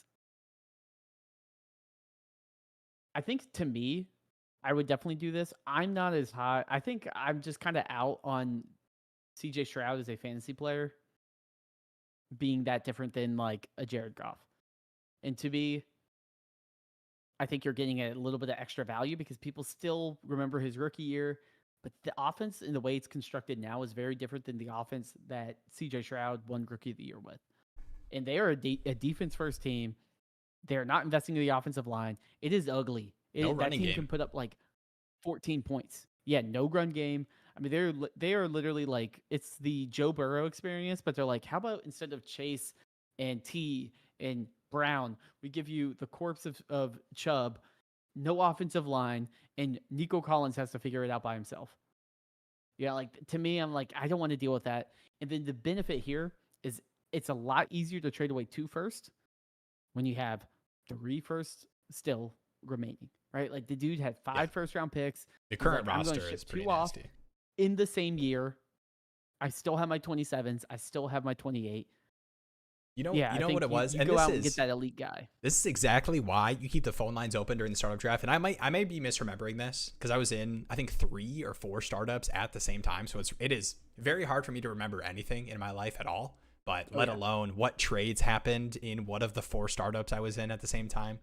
But I believe there were some trades that frustrated me from the aspect of like, oh my gosh, I would have loved to move down 2 rounds and get a first round pick like from this spot. And I think there was like 1 or 2 of those. And like you stack those in startup drafts where you get, and then you just turn yourself and like you get to kind of do the pivot where, and it looks like he kind of did it, where he's a competing team. And, obviously started with Josh Allen, took JT, but probably grabbed Tyreek Hill, Deebo Samuel later, Keenan Allen late. Like you turn yourself into a competing team that has a bunch of first round picks, and then he's like, oh hell yeah, let's turn some of these picks into a Lamar Jackson and just destroy the league. Now the running backs, it's gonna be interesting. He's got Brees and Travion Henderson. He has JT in the flex. All right, never mind. The team is nasty. All right, yeah, he just wanted me to pull up the team and just bask in the glory of the roster. All right, Kamara or Gentry, rest of season full PPR. That is, if I could answer this question, I would say redraft. This is 100% rest of season for sure. To me, it's kind of been interesting. We've seen like Kamara production. I think shout out to Ron Stewart. Love Ron Stewart. You know what? This is like a awkward open invitation to Ron Stewart, who's probably not going to watch this, but I want to put out in the universe that like would love to have him on a stream. Shout out to RS Dynasty. We can pull strings. That's his channel. But I know he was pointing to, and this is it was like a lot of Kamara production like tends to look good at the end of the season, but a lot of it has like fallen off towards the like back half of the year. So it would not surprise me at all if this is a Kamara destroys Gentry. Maybe not destroys, but like is a better projection for the next 6 weeks, and then the final 6 weeks it's Gentry. Some of the stuff looked pretty rough, man. Some of that I don't know if you saw that pass pro rep where he just like awkwardly stood behind Geno after not really picking up a pass rusher. But then you see the Gentry like spinning around Derwin James and looking like the guy we drafted in the first round of draft leagues. Gentry follows a similar process to me as Hampton. First round guy. I'm not worried yet. Dude, a top 10 pick running back, man, and we got Zamir damn White taking third down. Here's the thing, like Dylan Laube, it's like you got the. It's like when it's the summer comes around, you got the summer interns that come in. They got their doe eyes, and they're like, oh, I don't know what the hell's going on here. And then at the end of the summer internship, they don't do anything. And it's like, yeah, you only were here for like 2 months. Like, it's hard to get onboarded and actually be productive in 2 months. They're still going through, hey, we're still being onboarded into this offense, into the NFL. These coaches and the coaching staff are still figuring out how to use them. And with guys that they invested heavily in, they don't want to be the guys that are like, oh yeah, we took a running back in the top 8 and given up on him already. Yeah, they're going to make him work. Yeah, there was some. I think Pete Carroll too even came out and said, would love to get him, 9 more touches or something, like along on the. I think it was like 9 or 10 more snaps and like that amount of touches. Yeah, they're like you should have 20 touches a game. Yeah, so I'm not too worried about it, and I like it was just it was weird to me. Like, I understand, and I'm never going to be like, why is the backup running back in the game? Like, that NFL teams are going to use multiple running backs. Like, that's just going to happen. Don't be that person that, has a running back that plays like 80% of the snaps, and then you see the backup come in for a drive, and you're like, oh, come on. Why is my guy in? Like, that's just not how the NFL is run. But we got key. The A.J. Dillon piece. We got key short yardage snaps for Zamir White. We've got 2-minute drill Dylan Laube, man. Like, be for real. Why did we use a draft pick? And I was going to pivot to the Bears. This is my brain just kind of moves all around. We got 2 hours for me to get all this yapping out. Okay. Ben Johnson comes out and talks about. I don't know if you saw this. Some structure. So it was kind of similar messaging he had at the beginning of the season, where it was kind of like, he had the whole like, we'll see who's going to come up and work hard in practice. He had the same kind of quote in conversations with it was in the same vein of, we want to get some packages for Burden. We'll see the split between Kmet and Loveland, and then a little bit of like, we'll see who brings it in practice this week and like is gonna get, it was a little bit too of like what people do when the ball's not going their way. And I don't know if it was like a DJ Moore jab kind of deal. I'm sure it was a call out to a lot of, maybe Swift a little bit as well. But I think it would not surprise me at all if we see a little bit more of those guys. I know a lot of people panic first couple of weeks. I'm sure you could pull up some Loveland trades that are like definitely DJ Moore shot. Yeah. I'm sure you could pull up some Loveland trades that are disgusting right now. And to me, I just would point to draft capital, not necessarily being Loveland is going to smash the second half of the season, but from a dynasty perspective of, tight end premium, the bet that you're making with a player that gets drafted that high, the team is also making that bet from the investment standpoint. But we've also seen is some anyone bad here Ryan Poles a draft big picks. So. gambler? Is anyone here a big gambler? And then last year, after week 2, buy a ticket for New Orleans Saints to win the Super Bowl. A lot can change. It's a tiny sample size. You can be concerned, but then let's look at the data. Let's look at the investment. Do we believe Gentry is such a bad outlier that he's going to be terrible all year? That still just doesn't look likely. He's getting good usage. They're figuring it out. He looks good too. He looks slow. decent. Yeah, he. I think it's a little bit offensive line space, first starts. He kills it. Yeah, what's up, Curtis? I'm not concerned about that. Did I miss you guys reviewing the alpha trade? Sorry, I was up moving around listening to the stream, so I don't know if I missed that. I need to go back. We kind of just glazed your team, and we were trying to break down. If you could let me know, because I was trying to remember. I was in multiple startups. This is what we talked about. I was in multiple startups at the same time. It's Krispy Kreme. The hot sign is on. Did you get first round picks through some trade backs in the startup draft? Because I see you have 2 27 firsts, and then you had the extra 26 first that you moved to get Lamar. But, they were your picks. Yeah, we kind of broke. Allen. Yeah, we kind of broke down in obviously loved it from your perspective. That's exactly the type of move you want to do if you have 2 trade backs. Oh, I'm so jealous. And I actually think I have an extra first round pick in that one. I think I have 2 in Bravo, 2 additional in Bravo. But oh yeah, I'm jealous, man. You're doing. There was one you traded. There was one that you traded a first round pick, right? Yeah, Charlie is my first best ball league, and okay, this is gonna be embarrassing, but and I'm ashamed of this. This was very bad process, but it wouldn't have been if it was for Tyler Warren. But I did it for Colson Loveland. I traded a first and my 11th or something to come up to the 5th round to take a Colson Loveland, which sounds terrible, but guys, there's a full point tight end premium. Start 2 tight end best ball league. If you don't have tight ends, start 2 tight ends. You're just not competing. Whatever, tight end warp, whatever. But in a full point start 2, those guys matter, man. And if Colson Loveland was giving me Tyler Warren, I wouldn't be sad right now. I'd be bragging about how awesome this trade was. Okay. Sorry, I'll move past it. All right, 14 team, 1 QB PPR start 10. So this is a 14 team 1 QB start 10. Give up Nico and Bill for JSN, and this is Jalen Warren. I have Gainwell and Caleb Johnson. Mm-hmm. So it's kind of to me, it's a little bit of how you feel about JSN versus Nico. Do you feel like that tier? Are they in the same tier for you after what we've seen from JSN at the start of the season? I will say, so his scoring hasn't necessarily been so amazing where you're like, oh, duh, he's obviously up there. But his underlying metrics are very, very positive, especially target share. I don't hate it, but I also kind of feel like it's similar to a deal where it's okay, you're just swapping running backs and you're swapping a running back and wide receivers that have hype for ones that are in similar tiers that don't have hype. I probably would want to try to find some sort of plus in this, especially in a 14 team. Is there something where I can gain maybe an extra player because it might be a deeper league? But I mean, obviously, or you get a pick instead of Jalen Warren if you have, or you get a pick instead of one of those running backs if you are deep enough at that position.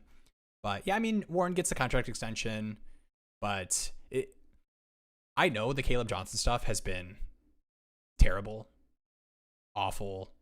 The kick return stuff, not good vibes. But they did spend a 3rd round pick. I'm not saying that he's going to take over the backfield at the second half of the season, but to me, if Kenneth Gainwell is getting meaningful snaps for this Steelers team, I just don't see a world where it doesn't happen for Caleb Johnson at some point. I don't necessarily. I think we're a little bit far away from he's just going to be Najee, but a better runner bet that people were making in rookie drafts. But we still have to see it with Bill too. But yeah, I'm such a Nico guy, but I just can't deny how bad the situation is. I think the more I'm thinking about it, I think I just take the Nico side still, just because I think Bill's upside is so much higher than Warren. And JSN and Nico, like the only reason I would take JSN over Nico, because realistically, I was looking at the target share. Nico has 24%, JSN has 23%. Both offensives can kind of struggle and stall out at sometimes. Yeah. So I'm not expecting them, one to just run away with shit. I think it really comes down to like, do I want the age premium of a JSN with the upside of the hype? Because Nico is a little bit older. Or do I want the upside of Bill if Bill comes in without Eckler and is touching the ball, 18 times a game and is all of a sudden like a league-winning type of back? Dude, I think Bill, that upside to me is more promising. The first week, and I don't think this is necessarily going to happen next week. I think it's going to take a couple weeks with, what we saw with Jeremy McNichols at the end of and I'm sure Chris Rodriguez will be active on game day and get more snaps than people expect from a player that's been a healthy scratch for the first 2 weeks. But if Bill gets 18 touches and looks decent, like think about the movement he's going to have in Dynasty leagues. Yeah. Oh yeah, no, that's what I mean. Like that, the hype of Bill, like Bill could be worth a first literally next week. We could be doing this stream and everyone's like, yeah, you got to trade, you got to trade Kamara in a second for Bill right now. And to me, I'm not going to trade that before the hype happens. Yeah. What's up, Brandon? Great time to join. What's up, fellas? What is up? Am I crazy to prefer not to have 3 RBs on the same team? Yeah, I think there's certain situations. Like I am a big believer, like in redraft too. Like I'm trying to hit the nuts outcome. So let me grab Charbonnet on a team I don't have Kenneth Walker because, with that injury, I can move him and like build the craziest team. But yeah, I mean, there's some times where like, I'm not going to lie. There's some times where I like the cozy feeling of, the weeks that Ken Walker's hurt, I got a top 10 running back projection, sitting on my bench and I didn't have to pay a lot for it. So I'll side that a little bit, but I agree. I think for the most part, I'm not a big, but I mean, I will say though, Jalen Warren could have been acquired very cheaply. Kenneth Gainwell was a waiver wire pickup. So I'm not totally against it if it's, you're not paying for it. Yeah, I mean, I think in Dynasty, there's the added game of how do people value players? So I'm more in line of just like, is this player, an injury or two away from being relevant? Then sure, I'll hold them or like stash them. So then I might end up with, like for example, when Eckler got hurt, right? It's like, okay, well now I have Nichols and C Rodriguez and like you start stashing all these random dudes, and while it is multiple players, it's Dynasty, so it makes sense.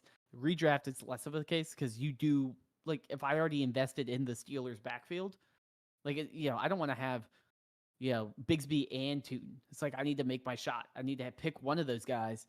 Who's the guy I believe in and want to invest in? Because if I'm taking 2 of my startup picks on players that are on the same team, then only one of them can possibly hit.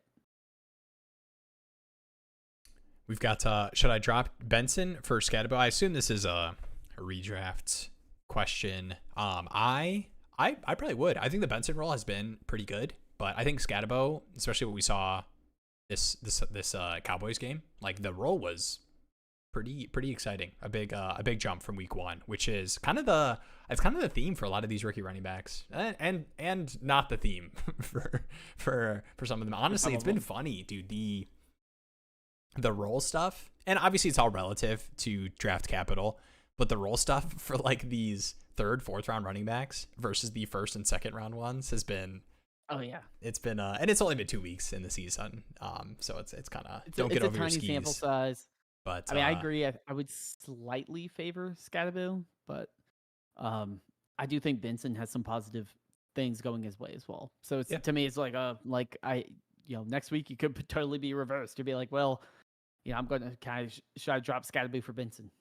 I will say that in the event that if both James Conner and Tyrone Tracy are hurt, like let's say it came out that both of them are on IR, I would rather have Benson probably, and that's a little bit of the offense bet and what we've seen like the Cardinals' role has kind of been like there's been the DeMarcado and Michael Carter's, and we've seen that phased out a lot more this season than we've seen in previous years. And if Tyrone Tracy was out, like wouldn't surprise me at all if it was like a 50-50 split with like Devin Singletary and Scatabo, and we just like it's frustrating.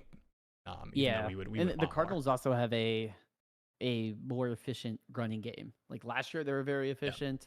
I don't know about their metrics as much this year, but still, I mean, that team leans on the run more than what we saw between the Giants and Cowboys last week. All right, I am making a announcement and statement to be better about lightning mode on these questions because I'm seeing some of these from late 950s. But we've got Kyron and a 27 third, or Harold Fannin and James Conner 10-team Superflex tight end premium. Man, the Kyron stuff. I mean, he gets the contract extension. But we do see the biggest Blake Corum role that we've seen, and we see him get the goal line touchdown. And Sean McVay comes out and talks about, I'm trying to remember the exact percentage. I don't know if you remember, but it was like, I don't know if it was like 65-35, something along those lines is like the split that he wants to see, which is much more or much less for Kyron than we've seen his entire time being the starting Rams running back. 65-35. Yeah, and I think too the issue with Kyron is the efficiency isn't always there. So, but it's fine when he's getting 90-something% of the touches, and it's like, okay, I think it was Ronnie Rivers or whatever they're rolling out. It's like, okay, well that guy doesn't count. Like it's when it's 95% of touches, he just falls into the end zone. That makes a good week. So to me, it would really come down. That being said, like I don't necessarily hate just saying let me take the Kyron in a 10-team league. Like because I imagine tight end even in a 10-team super flex tight end premium. Tight end's probably not super valuable still because you only have to start 10. What would the tight end premium need to be for you to take the Fan and Connor side? Like if it was a full point, would you take? I think it's like double. Yeah, I think double because then that's when I'm like, okay, Fannin is basically a flex at this point. A guy I know is going to give me a couple receptions is kind of like a big deal in a double versus just doing I'll take the touchdown bet in like 0.5 or less that I like to do. Yeah, it's I think Kyron is kind of like an interesting buy. Just anytime these like awesome role, decent offense running backs get like negative buzz, or like he doesn't get the goal line touchdown this game, Blake Corum does, Sean McVay 65-35. I mean, he still had 17, like inefficient, but 17, 66, 2 for 14. I bet you any money, we're gonna go on the sportsbook apps, and Kyron anytime touchdown is still gonna be pretty decent odds next week, even with Blake Corum vulturing this last one. So I'm probably leaning that side as well, but I'm a fan of Bro, man. If this is any decent tight end premium, I am a big fan of Fan. I'm taking that guy. I did shout out to Ron Stewart again. I did comment on he had like a waiver video or something, and he's been a big fan and guy as well, and was a big fan and guy preseason. Oh, we've got the live ask, but I made a post that I like spent all my fab on Fannin in all my leagues, mostly because I faded tight end and went elite quarterback instead of Trey McBride, Brock Bowers. So I have a lot of elite quarterback, running back, wide receiver teams, and my tight ends are like Kelsey at best is like my best tight end that I have, and some Colson Loveland. So yeah, a lot of big Fannin bids. Wrong one. All right, we've got another. This is a fab question. How much percent would you be willing to get for guys like Browning, Wentz, Mariota in Superflex leagues? Yeah, I think these are a couple different tiers. We did the Browning breakdown a little bit, where I think in cases where you really need him, like I would not think you're an idiot for 100%. I probably wouldn't do that. Probably would more so be pushing like hoping my 70%, 80% bid like outbids the other teams, depending on like you said, looking at what other teams would be making that kind of bid based off of the quarterbacks on the roster. But like let's say it's kind of tough because Purdy would probably be the best example of like, okay, I'm actually out of a quarterback that I was like banking on giving me good production. Like JJ McCarthy, maybe that was your only second quarterback and you were banking on him for the next couple weeks. Yeah. But if that spot was totally missing for you and Browning's already rostered, let's do Wentz, because Wentz is the one that you know for sure you're gonna get a couple starts out of. Are you going 20%? I mean, I'm probably going like 20%. I think around there. Okay. Um, Yeah, I'm with it. yeah, because I think, and it depends too where your team's at. Like sometimes your team might be good enough where you're like, okay, I can not have to put a quarterback in, or if I'm desperate, I just throw a third and pick up a dude. If I don't get it. But yeah, I mean, I wouldn't be putting much more than 20-something% on these Wentz Mariota types. But I think too, this would be the takeaway is like, who else is out there that I can roster? Yeah. Can I Malik Willis. Josh Dobbs, Malik Willis, 100%. Anyone that's on waivers, pick up these dudes because I would just all say of a sudden they become valuable. Yeah, I would make sure that you are confident that they are the second quarterback. Like, if the injury happens, like Jordan Love goes down, I feel pretty confident with what we saw from Malik Willis the past couple seasons when Jordan Love's been hurt, that he's going to step in and, they're going to adjust the offense and kind of run it through his abilities. So those kind of types, I would be a little bit wary about names you're familiar with that maybe aren't the actual backup quarterback. Is Tua done for? Oh man, I was trying to move quick through these questions. I don't know if I should pull up the is Tua done for. I will say that Tua done for. Your head coach being fired is never a good first step sign for your longevity as a quarterback. So if they are disappointing and we get like a midseason fire, would not surprise me at all if we start having those awkward conversations once the like final year of the contract is coming up. I don't want to like fully say he's done for, but man, there's just sometimes where you just see some yikes to a moment where you can just tell he's got that Bryce Young ick. He's scared a little bit back there and just makes a terrible throw. Feels the pressure. I think his contract does go through like 2029, and there might be some ways to like. Oh, is it really? Do cap stuff. Yeah. But I know he is locked in for a decent amount of time. I'm gonna pull up the SPO track. I mean that could definitely. I wonder if it's like a fake through 2029.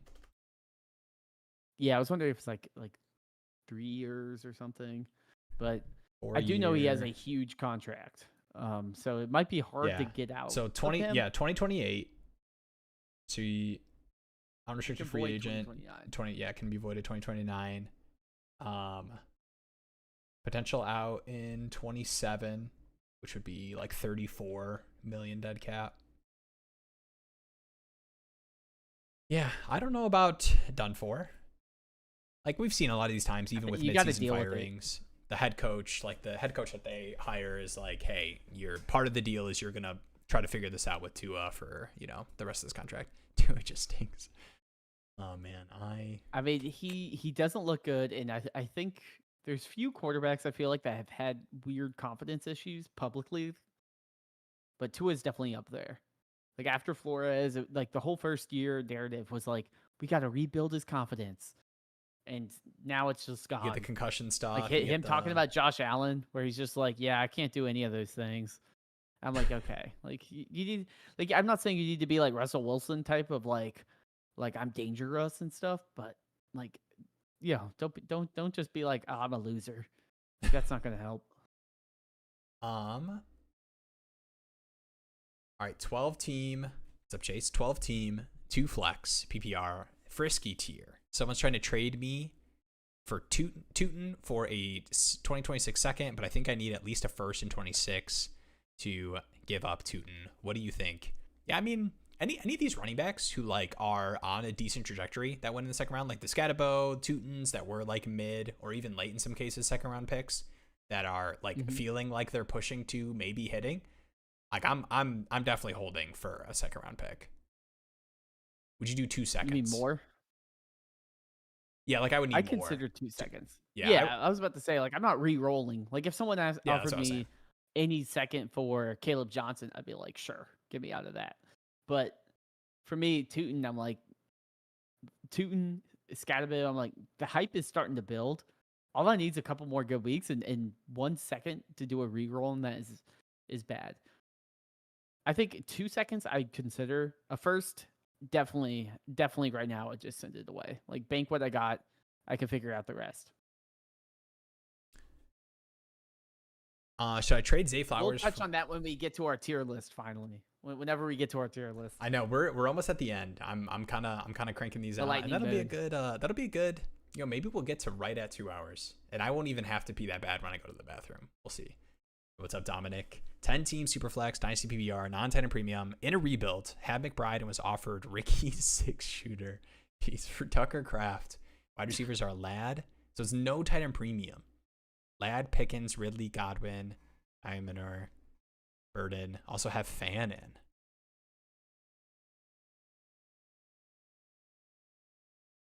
Ladd, Pickens, Ridley, 10-team Superflex. 10-team Super. I'm probably Ladd, Pickens. I'm assuming like pretty shallow without knowing the starters in a 10-team. Yeah, I mean 10-team probably is, Ladd, especially Pickens, with no tight end Ridley, premium. Get Godwin back. I mean, if you're getting value for a backup tight end on your team, at least in a 10-team no tight end premium, that's not a bad way to do it. I mean, what do you think? The fan and stuff is interesting because, like, you don't want. I don't think you should think this way in your trades, but I think it's something you can consider. Of like getting Kraft, what does that open up for you if like next week Fannin has 6 for 80, and you put him on the trade block and you're getting legit wide receiver offers, and you get to turn Fannin and Ricky Pearsall into Kraft and fill in the blank of whatever. Yeah, I mean, I think the thing with like, yeah, when you have like a McBride, like, cool, Tucker Kraft's doing good. You're never like, in what world are you starting Tucker Kraft over McBride? Like, I like Tucker Kraft. He's looked good. He might be one of the best tight ends out there right now. But I'm stupid. I totally missed the eye of McBride. I was so focused on the Fannin part. Yeah, I'm probably. Yeah, no, that's what I mean. Like, you're so loaded in a 10-team Superflex. There's probably not a huge market for tight end. I'm taking whatever value I can get because even if I'm loaded at wide receiver or running back, it's going to be a position that matters more to my roster than me having Tucker Kraft as my tight end too. Yeah, because there's probably a bunch of decent tight ends like Jake Ferguson on waivers. Yeah, all right. I had a trade reading dyslexia there. I think I did like you were like getting Kraft and didn't have McBride, only had Fannin as the tight end. So yeah, just anyone rewatching and just skipping back to read that one, just ignore what I said. Do you think Pollard, what's up, Tyler? Do you think Pollard for a second and Thornton is still possible with Pollard not having a great first 2 weeks? So is this trading off of Pollard for a second and Thornton? I assume so. I mean, if they're high on Pollard, maybe, but I think realistically, I think Pollard's a hold. You're only getting one of them. You get the first 2 starts for. I mean, I guess if you could, like your team, it makes sense for you to cash out for a second if you're able to get it. Like there's no harm in trying that. But yeah, I think better days, hopefully for Will, who has a lot of Pollard, are coming for the role that we have. Like, and I know it kind of feels weird. Like you're like, man, the production's not great, and Spears is gonna come back. I get the fears, but I believe in Cam Ward. Maybe to a fault. Not that he will be great, but that he can make the throws and can have a functioning offense better than what we saw last year with Will Levis. And we saw some good Tony Pollard weeks. All right, if looking to get what's up, WB? If looking to get RB depth in the Jordan Mason Javonte range, would you look to move picks first or wide receivers like Dubs, Wandale Tillman, or go another way altogether? Yeah, definitely not picks first versus the wide receivers that you listed there. Not that I like hate those guys. Like, I think you feel decent enough about their current role for the rest of the season to give you probably not similar production to like what Wandale just gave this last week, but like similar enough for you to start in like a 12-team start 11. Like, okay, that's fine. I got Wandale, not a big. I'll play Dubs. Like, maybe I'll get a touchdown. So yeah, I'd definitely be wanting to move those players versus picks for a couple of reasons, and one of them is just every player for most managers has a pick price, right? So like it is, yeah, I would need a second round pick maybe plus something or whatever, but it doesn't always equate to the wide receiver. So if I can use something specific like that to get what I need and hold the pick, I'm always doing that. And it's all the flexibility with picks. Yeah, I mean, it's like the analogy I always say: going to the grocery store with a bag of oranges. Like they might be like, we don't need oranges. Like I don't need Wayndale Robinson. So like it's a lot easier to move picks. So if you can get people to say, "Ooh, I do want Tillman," like that's who I want.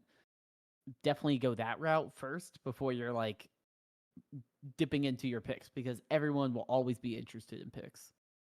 Yeah.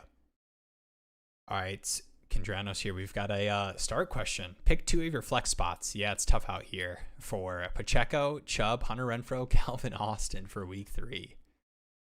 Man. Ooh, tough one. Are we living in Hunter Renfrow world?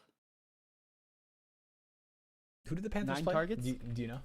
Panthers, well, no, I've already blocked out this season. Panthers, Falcons.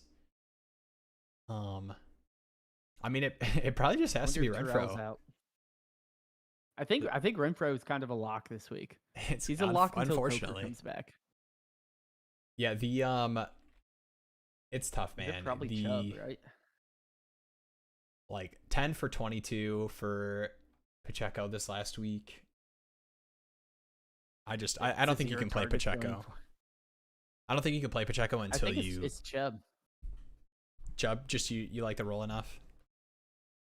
It's just gross usage, but I mean, like I'm expecting in a flex spot. Like, can you fall forward and get a touchdown?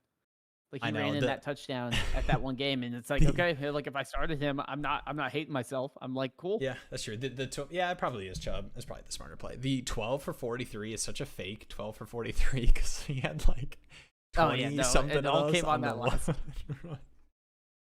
He sucks. He sucks at this point. But I mean, it's not even all him. Like that team cannot run the ball. I mean, if he was at the Eagles, I think he'd be a little bit better. Like if he had a good offensive line. I mean, that team has just terrible offensive line. All right, Brandon here. 1 QB, 10 team start 9. Burrow owner wants Penix. Leaves me with May and Dart. I'm rebuilding. 26 second, 27 second, or say screw it and not do it. 10 team start 9. Oh, it's a single quarterback. I mean, you just have to take the second, right? Don't say screw it. Especially if you're rebuilding. 10 team, 1 QB. Yeah, no, you just take the pick. Say I don't care. Yeah, like May and Dart. QB, you already got May. If you want to get weird, try to get Burrow, but even like Burrow in a 1 QB league isn't that valuable, especially with May already there. I probably just take the pick. All right, here's the plan, birds. We are going to hit your Discord live stream ask right after I crank out the final chats that I see here, and then we'll do Jeremy's tier list. All right, Brendan, would you trade Goff and JCM for Worthy in 2 seconds? Goff and JCM for Worthy.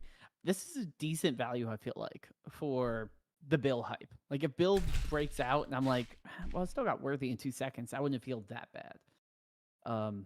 It makes me wonder if this is like a rebuilding team. I know. I feel like I shouldn't answer these Goff questions because I feel like I get the bias. You got the bias going. Believing that the team is good enough to give you Goff production he gave you the past couple of seasons for the rest of his Lions contract. But like if you're a rebuilding team or kind of like middling the pack, you're like, how do I get some solid value? Yeah. Buying a Worthy while injured, picking up 2 seconds. What's the ceiling of JCM? Is that going to be something you regret moving? And even if Goff has the best year ever, it's not like his value is going to change much. Like unless if he's literally like Joe Burrow, but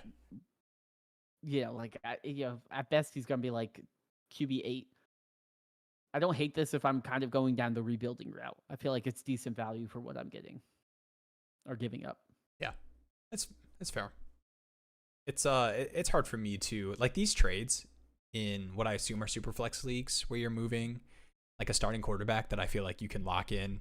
Like I am somewhat happy that this quarterback is in my starting lineup every week and you can bank on that for 2 to 3 seasons. I value pretty strongly just because I've been in the streets where, and it's kind of weird right now. We're kind of in an interesting time where like with the Burrow injury, with Justin Fields concussion and JJ McCarthy going to be out for a couple weeks, where people are feeling the pain of I need a quarterback and like what that looks like. But yeah, to me in Superflex leagues, it is just so hard to get a quarterback, even in the Goff tier. Like even in the Dak, Goff, Penix tier in Superflex, I find it so hard without also moving a quarterback. But I think it's pretty fair. Like I like Worthy. Wow, I can't believe how little time it was from when you looked at the trade and when I asked again. So no, you're fine. I'm sorry. I actually apologized at the start of that because you asked about it at the beginning of the stream. I got the image already, and then I forgore. In redraft, I had CMC and Eckler in my RB spots, and only have a bunch of rookie running backs to now replace Eckler. You starting Tootin, Judkins, Scatterbo, or Ford week 3. Ooh, that's interesting. I would want to like monitor what the Judkins stuff looks like. Like if there's some sort of report this week that's like, thought he looked great. He's got a great grasp on what we're trying to do on the offense. He's going to have, we're going to double his snaps this week or whatever. Because I definitely lean Judkins because I think he had the most touches, if I recall. Yeah. Then I'll probably start Tootin if it's between them. Yeah, I think so too. I think Ford is my last start. Tootin's one good catch away from like being 10 points. The Ford stuff, like at the end of that, Browns play the Packers. Yeah, they might not be running a lot. Maybe Tootin. Jags Texans. I don't know. If I get a really good Judkins report, I'm fine doing Judkins, but I agree. Does scare me. I will say, Curtis, I had some Aaron Jones injuries, and guess who I'm sliding in right now? Tootin. So you can join the Tootin Club because his usage is just going to do this, Tootin's right? Check down. It's going to keep exponential. He's the passing guy. I expect. Yeah, that's one week we'll have 60 touches. Yeah. Would y'all trade AJ Brown? What's up, Chris? Would y'all trade AJ Brown and Achane for Chase Brown, Ladd, and Kraft? Ooh, yeah, I'm doing that. Yeah, I'm doing that. Chase Brown, Ladd, Kraft. Just assume Dynasty 12x10. Like Achane, I love Achane, but I probably would do that. I think you basically just get the age premium. You get like cool, like I can just lock in Ladd. Then I get Kraft, who could be a top 5 tight end this year, probably is. And then Chase Brown, Achane, like it's a little bit of a downgrade in terms of efficiency, probably, but it's 2 bad teams most likely. Yeah, and like I get the Chase Brown fear of like he's inefficient right now. Bengals offense is going to look rough for the rest of the season. What if he gets replaced next season? Like they actually attack the position through the draft. But to me, I think Chase Brown has played well enough to, at the very least, keep the role that he's going to have in, what I assume to be, a exciting Joe Burrow-led Bengals offense for as long as he's there. I agree. Hunter seems maybe good with Coker out, and surely Leggett gets 0 targets going forward. I don't know, man. Jeremy, you want to give your what's your Leggett take? I don't think he's going to go to 0. He's not going to 0. Even when Coker comes back. I think Leggett is like now the wide receiver 3. He was the wide receiver 3 when Coker and Thielen were there. Tet looks like the real deal. I think Tet is literally probably a top 3 Panther player already. Dude, he's legit in terms of active Panthers. So I'm excited that we have a actual NFL player on the offense. I'm still in on Travis Hunter, but I am right now. I am McMillan. I'm a T-Mac over Hunter, and I'm still a Travis Hunter guy. I think you just take lock. I think you like Wayndale Robinson that plays defense. Oh damn, Wayndale Robinson that has to tackle Jonathan Taylor. Yeah, but I mean, I think I don't think Leggett's someone I'm concerned about in terms of the Coker Renfrow role. Like I don't think it's going to make a huge difference because even with Renfrow popping off and Ted doing well last week, Leggett still had like 8 targets. So I expect that the ball will be moved around. And Sanders also didn't do nothing. I think he had a good amount of usage as well. All right, we've got it is time. B-Birds builds.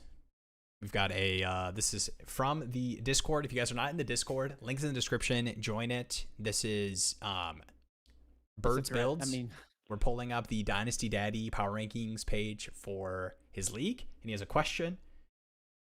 And ooh, this is an interesting one. I'm not gonna tease it any longer. I will get it up and ready. So this is the team right here. Let you take a look, and I am pulling up the trade right here. This is 2 firsts. Got offered 2 firsts. So we got the teams here. K Scotts and Mike Moneylines for Trey McBride. And this is a I don't know why I always have so much trouble finding it. 0.5 tight end premium. Bonus. Yeah, bonus. So tight end premium. Is it full PPR? Yeah, full PPR. 0.5. 0.5 tight end premium. And he's got Fannin likely Andrews. So this is a fraud. T-Law, Fields. You got Jacobs, Kenneth Walker, Bill, Javonte, Connor, Mason. Pretty deep running back room. But the wide receivers are probably what's making this feel pretty fraudulent. Marv, Matthew Golden. You got Reed injured.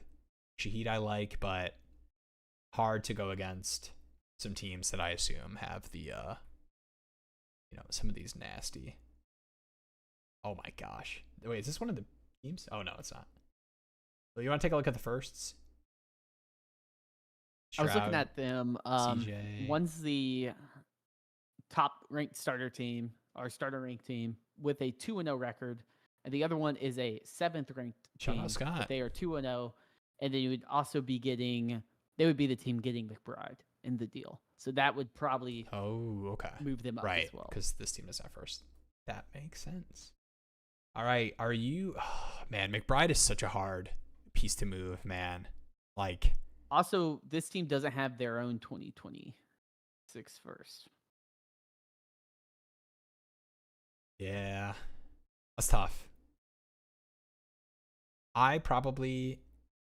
If I'm moving a piece like McBride, I feel like I am trying to do that kind of trade while getting my first back, right? And then I'm moving off the running backs. Yeah. Like moving off of Josh Jacobs. Like I'm fine holding. You can hold Marv. You can hold Matthew Golden. Whatever. A lot of these receivers are probably not going to ruin your max points for too much, but I mean, you can make what kind of moves you want to make. What team has issues? The team that has his pick is a rebuilding team. Or did you? They're 0-2 and they're 11th in starter rank. K May 7-7. So it's 3 firsts. Like I don't know if a McBride's gonna really move the needle. I mean, they would at least probably. It would certainly move the needle, but that's tough. All right, with all that considered, you're probably not getting your pick back. Let's assume you can't get your first back. I would try to get 2 firsts from this team, and just say like, bro, it's Trey McBride. Like, come on, be real. Like, you can keep your own first. Let me get mine back and Jay Gage's for McBride. Yeah, I mean, I would definitely try. That would be my first shot. Like, if I am going to move an elite player, I would need to get my first back. Really say, hey, I'm rebuilding this thing. Otherwise, I am 8th. I'm 8th. I'm 0-2, but I'm 8th in starter rank. It's hard for me to move one of those centerpiece players. Like, if I'm going to try to sell players, it's going to be like, can I sell a Tillman? Can I sell players that might not be long-term pieces? Yeah. And I can kind of lean into some of my more longer-term pieces and pick up some value that way. I think the pivot is not necessarily like, I'm going to move McBride for 2 firsts and like, because I don't care about competing this year. Like, I think if you're doing that and it's so hard when you don't have your own first or your own second, man. I would try to get your own second back, especially if you're going to do this thing where you're moving off these running backs or willing to move off Trey McBride. You do some second research. Who has a second?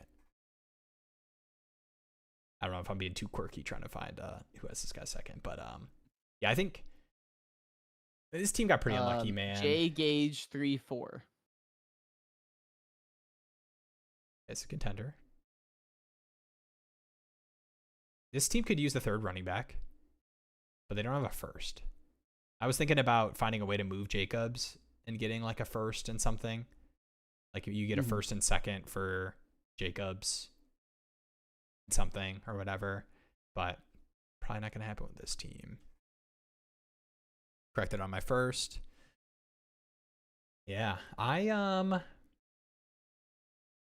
I love Trey McBride. I want to give you something though. It's just tough.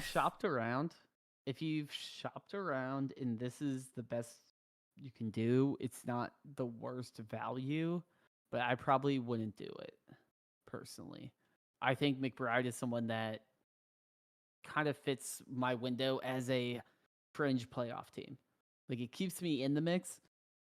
If things go south, I still have Trey McBride, who's going to be a second, third round startup pick in next year's fantasy drafts. Yeah, I'd be more inclined to say, how can I extract value from like the Tillmans and the Javonte Williams and those types of players? Can I make it? I make it. Here's what I would do with this team. Can I turn some of my running back depth into? I mean, you let me know if you disagree, because this is the way I approach these kind of teams, and it's definitely greedy. But if I don't have my first and I don't think I can get it back, I'm trying to find the like cheapest, most roster efficient way to turn myself into some sort of competitor, or some sort of contender that I feel decent enough. So to me, I am turning some of this running back depth into better weekly wide receiver projection, if possible. So I'm probably going to let's find a contender that has, a team that's 1-1, that has pretty bad running backs, but decent receiver rank.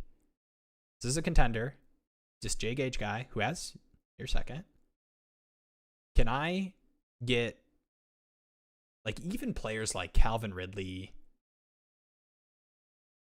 How do you get Calvin Ridley in your own second back? Am I asking for too much? Would you move Bill for Calvin Ridley in a second?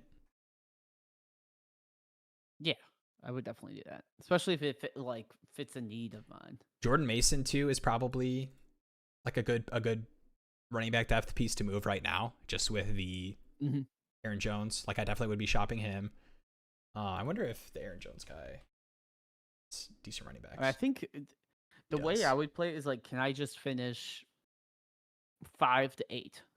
Ideally, can I just finish right in the wild card, and then just be cool. If my team gets hot, I get hot. Players like a Mason, I'd be moving right away. I think Mason's an easy move. I think honestly, you could do two, and I know it feels weird to do, but you have so many running backs. You're having to bench one of, at this point, Mason, Connor, Javonte, Bill. Now, obviously, we'll see what I probably wouldn't be starting Bill right now until we see a week or two of improved usage, even with the Eckler injury. But yeah, I would even be, you have so many wide receivers that you could even dangle Kyle Williams plus a running back to get somebody's receiver, and they're whatever, I'm moving off of this piece, but I still get a receiver back and running back. The guy that offered me 2 first-round picks asked for McBride, Jacobs, and Marv for Josh Allen. I need to take a deep breath right now. Wait, what happened? So instead of getting 2 first-round picks, you could trade McBride, Josh Jacobs, and Marv for Josh Allen, 0.5 tight end premium. The only follow-up to that is you still need to do some work on this team, even with Josh Allen. Yeah, I don't necessarily think a Josh Allen fixes everything, but I also think I get Josh Allen and then that contender that has all that, or the rebuilder that has all the first-round picks. I might be able to say, hey, give me Judkins and 4 first-round picks or something crazy. Josh Allen's a much easier to shop piece. Yeah, I think this week got T-Law Fields. Yeah, the A-Rich really hurt this team. Jane Reed injury hurts this team. I'm trying to turn these running backs into better wide receiver projections and just saying, F it. I don't have my first. I don't have my second. F it, we ball. Let me fix my roster construction so that I'm competing for this year without forfeiting, elite young assets like Trey McBride. Yeah, no, I agree. You kind of have to say no to the traps that are a 29-year-old quarterback that is the most valuable piece, but you are shipping all the other marketable pieces on your team away. Yeah. Yeah. All right. Yo, what's up, Michael? No worries. We do long streams here. What are you selling Daniel Jones for in Superflex? Sorry if this was asked already. I think our buying price was, any leagues where we need a quarterback, like we're totally happy to send a second round pick. Like if anyone's offering me a first for Daniel Jones and it's like Daniel Jones, like your first for Daniel Jones and a third, I'm probably doing that. Mm-hmm. Like in leagues where I don't need a quarterback. Yeah, I mean, I think Daniel Jones is a solid investment and also has a lot of upside of if he plays himself into a kind of Sam Darnold-esque type contract. So to me, a second, if I'm going to start him, I feel good about. And I wouldn't, like, if you don't need it, like, let's say Daniel Jones is like, and it probably is for a lot of teams. Like, a lot of teams probably didn't bank on Daniel Jones mattering at all. Like, it was probably a surprise for a lot of teams that he, got the starting job. And then is an even bigger surprise that he's, had the production he's had through the first 2 weeks. So I think if he's like the fourth, like, let's say he's the fourth quarterback on your roster and you have three solid, you've got like Josh Allen and you're playing Caleb Williams every week and you've got Geno or something. Like, would you move Daniel Jones? What's the lowest you would move him for in that scenario? Like, I assume you still, like, a second round pick feels like fair, but you probably want a little bit more. Would it need to be like a second and some kind of like Kyle Williams type receiver, Torrey Horton or something? I'd rather have a third. Yeah. But second and a third for Daniel Jones in that. A second and a little throw in would be solid in my mind. Okay. Those on my taxi at the moment. All right. Word. Julio. One day I'm just going to say it normal. Julio is Igbuka a buy, hold, or sell? You were going to be surprised by my response, I think. You ready for this? It's starting to get, you're starting to feel like it's getting out of control. It is getting, you are telling me in 2025, the year of our Lord, I can move Igbuka for Lad McConkey? And I like Igbuka. I'm doing that. You can move. I mean, Igbuka is keep trade cut wide receiver 11. Right behind Nico Collins, right ahead of Lad McMillan. I actually don't think it's that bad of a ranking. Like, because you compare like the 14 through 17 range is like Marv, Garrett Wilson, Travis Hunter, T. Higgins, Roma Dunze. But man, top 10, he's approaching top 10 dynasty wide receivers. Yeah, he is. I think that's probably like kind of where he should be. I don't think Godwin comes back. And is Godwin? Oh, okay. Gotcha. I was like, wait, yeah, he is. Yeah, I think here's the thing. Even the first game, what do you have, 4 receptions?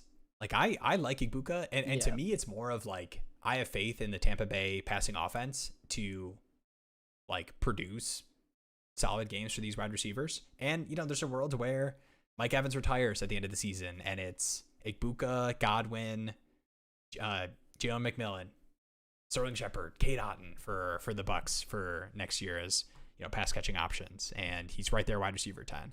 But I just don't see him. I don't know. I don't feel like he's going to have the, like, do you think he'll ever have the Drake London wide receiver 8, Brian Thomas Jr. BTJ is kind of an interesting conversation right now, but I still think he should be in that kind of top 8. Hot take on BTJ. Amon-Ra, Puka, CD. I don't know. And I love Ibuka. I think Ibuka is solid, but I do think that the hype is a little far at this point. We Godwin will certainly be a question mark that hangs over him. He has built-in excuses. I don't know how much higher he can really climb. Like, do I see him being more hyped than a Drake London, Brian Thomas Jr. type? Probably not, just because it's crowded. right? Once you get to the top guys, they truly become the number one option. And we still have Mike Evans doing things. We still have, there's still Bucky and there's still Godwin and there's a lot going on. Rashad White played pretty well in that Rashad White game. did. But I mean, when you look at the guys at the top, it's like, oh yeah, like it's definitely Malik Neighbors, CD Lamb, Puka, Amon-Ra. Like they're obvious ones. I don't think Ibuka will get to that range until like Evans retires, and then everyone's gonna be like, oh, now he's up to that next level. So I'd probably hold unless I get an amazing deal. I don't know if you will get the crazy deals that we see, but it's certainly one of the best players to hold at this point. And I think to me, it's more of like, I think Lad is like what I am hoping Ibuka is. And I know like some people, I know there's some awkward Lad vibes with like big monster QJ games and Keenan Allen catching touchdowns. But to me, I think Lad I am always buying in on players that I know are good and are in good situations. And that's what I feel like I have with Lad. And I know Ibuka's good, and I believe in the situation. I love Baker. Man, Baker's got to be like top. It's a great spot. Most likable quarterbacks in the league. I think Lad, he might be. He's probably a top 3 practice squad safety for the Panthers.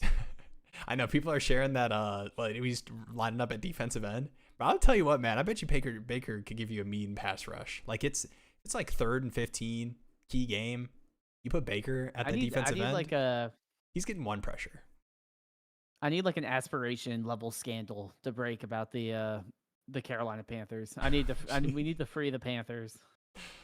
I was gonna call out that a lot of people, and I think this is wrong, but it was funny. A lot of people's take on like that it's actually bearish that Ibuka is the leading Ohio State receiver compared to all those other guys because they had productive seasons and then went to be drafted in the first round in the NFL draft, and Ibuka stayed all those years. But I think that's just more of a meme than it is people's actual opinions. Please help, all caps. Hey, I don't have to pee yet. Soon, so we can help you. Should I trade Connor and Pearsall for Hampton? All right, I mean, if this is Dynasty, I'm doing it in a heartbeat. If let's say it's redraft. Chase Brown, Pollard. Wide receivers are Amon-Ra, Worthy, Tillman. That gets gross fast. If that was my wide receiver room, redraft. I'm probably holding Connor and Pearsall. I probably am as well. So especially with Worthy being out right now, we don't really know how long it'll take him to get back into a decent role.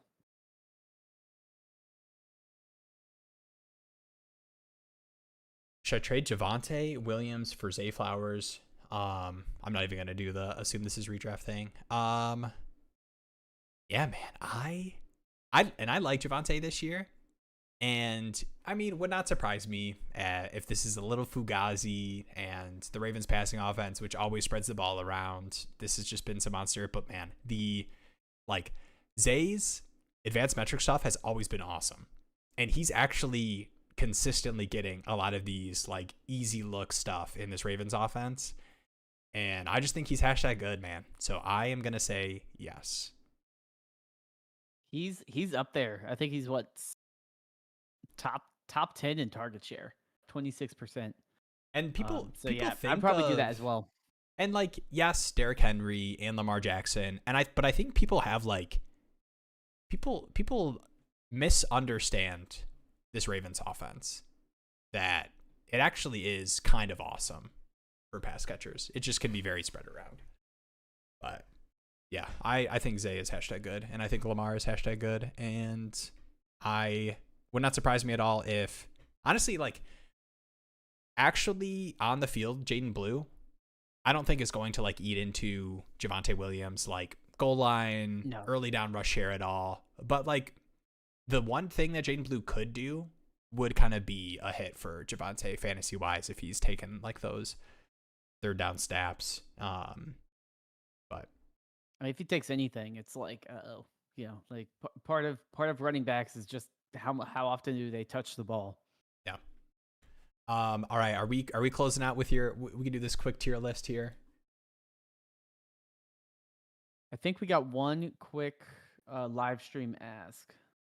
Okay. Oh, also I see this. Would you drop or hold Aaron Jones into 16 team? I know he's out right now instead of IR, but it sounds like they're going to put him on IR pretty soon. I know it's annoying and frustrating for like waiver claims that people are making tonight, but I am holding him, especially in a 16 team. That's got to be pretty deep. I would just wait and put him on IR. 16 team is so deep. I'll wait it out because in a 16 team, Aaron Jones is certainly a flexible player. You might need to get your soundboard ready. Hey, Matt. We'll see if it works. We'll hit him with the air horn. Let's go. No, dude. Do not. No way you super chat $9.99 and say sorry. Super chat and apologize. Come on, bro. This is your show now. Appreciate it. Dynasty, let's go. Can you provide your opinion? I was offered JSN and Caleb Johnson for T-Law, Olave, Bill, Krosky, Merritt in a start 13 superflex. Other QBs are May, Nix, Gino, Flacco, Dart. JCM is on taxi right now. So you're getting... Sorry, my Siri just went off. I don't know how that happened. That kind of freaked me out.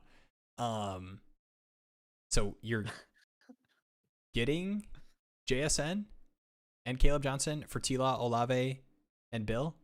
Ooh, this is kind of a sneaky deal. Start 13 super flex. The QB room makes me want to say yes. Nix, Gino. Like May, Nix, Gino, Flacco, Dart. Like this is the kind of team where it's a dream trade to get like an elite asset for one of your quarterbacks, especially one like T-Law that just doesn't feel like he has the girth right now, the motion. I guess is it a 12-team league, Matt? Like that would be maybe my question, but I think I'm probably taking that. I would try to get Caleb Johnson's down, but like Jason is killing it on the advanced metrics. I like Olave too. Like I don't hate Olave, and I think it's kind of a sneaky deal on the other side to get a super flex quarterback. And like, yes, you're losing JSN, but you're tearing down to Olave and kind of probably fixing your quarterback room a little bit. So I think it's a sneaky good deal, and you get the upside with Bill. Would you want to counter? Nah, yeah, you're getting JSN. Yeah. Would you want to counter for depending on what your running back room looks like for a different player or asset than Caleb Johnson? Like would you try to turn that into a draft pick, or especially he's got JCM on the taxi, like yeah, I mean, the running back room it's not like he needs JCM if he's on his taxi right now. And I know like everyone wants to freak out and be like Caleb Johnson. I've done it too. Caleb Johnson is a bust or whatever.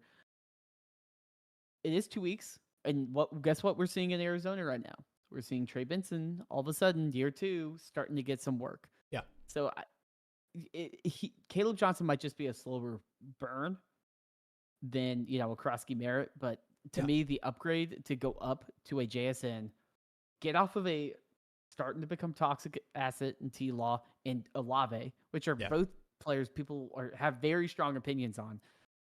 And then like the downgrade at this point from Bill to Caleb is somewhat, it's not nothing, but it's definitely not the gap between Olave, T-Law, Jason. Like to me, I'm like, this is a great tier up. Lock me into that Dynasty long-term centerpiece wide receiver, and then I can figure out how to replace the production of a Bill or a T-Law or someone like that. Yeah. The only possible, I could probably use JCM right now, but he's still on the taxi. Gotcha. Yeah, that was going to be my only follow-up question is in a 12-team start 13, if that's what it is, the like, do you need a player back? Like you are, I know you're probably, obviously Bill's been on the taxi, you haven't been playing him, but this person is they're fixing their quarterback position, they're getting Trevor Lawrence. They're getting a receiver they're going to start, and they're probably getting a running back that they're going to turn in and feel like they can start. Could you get a piece that you're starting if you need one? I don't think Caleb Johnson is a zero. That's not what I was trying to insinuate. But yeah, he's a negative. He's a -2 because he fumbles. He hurts your roster. People don't want to trade with you when they see you're holding that kind of player. I mean, in Dynasty too, Caleb Johnson's probably, you could go buy a Javonte Williams type potentially if you're on like a rebuilding team. Ask your commissioner, because I got this approved. If you are trading for a rookie, if they will let you put them on your taxi squad, because it doesn't automatically go, and those lock at the start of the season. And I think, and I made this pitch. I said, you should be able to trade taxi. You should be able to go taxi to taxi if you're trading for a rookie, because I think it restricts trading for like Jack Besh right now. I am not trying to trade for this guy and just sit him on my bench. Okay. So because of that, and he's going to eat up a roster spot on my bench, nobody is going to want to trade for those kind of players. And I think that it opens up trading if you allow people to put players on taxi. So there's my pitch. If you want to record that and send that to your commish. Coming down, so I need one. Okay, I gotcha. Yeah, I mean, if there's some sort of running back that, you would be, maybe not even a running back depending on what your team looks like, but some sort of player that you would start and play that you'd rather have than Caleb Johnson. Like, I don't think that would be the deal breaker of this deal, because the main aspect, I assume, is this person getting a quarterback in T-Law. So I would definitely try that counter. But yeah, I will say I do like the deal. I like it in JSN. I'll let the commission know about that. Yeah, and it's just it's a sneaky way, man. We talk about grinding the margins all the time in Dynasty, right? And that's how you get yourself to roster Jake Brownings, to roster Mac Joneses before the starting quarterbacks get hurt, because you are annoying. And ask your commissioner if it's okay if the rookie you just traded for, you can place him on your taxi squad. All right, tier list to P combo. Is that what we're going for? Yeah. We can hit the live stream ask real quick. Oh, there's one more.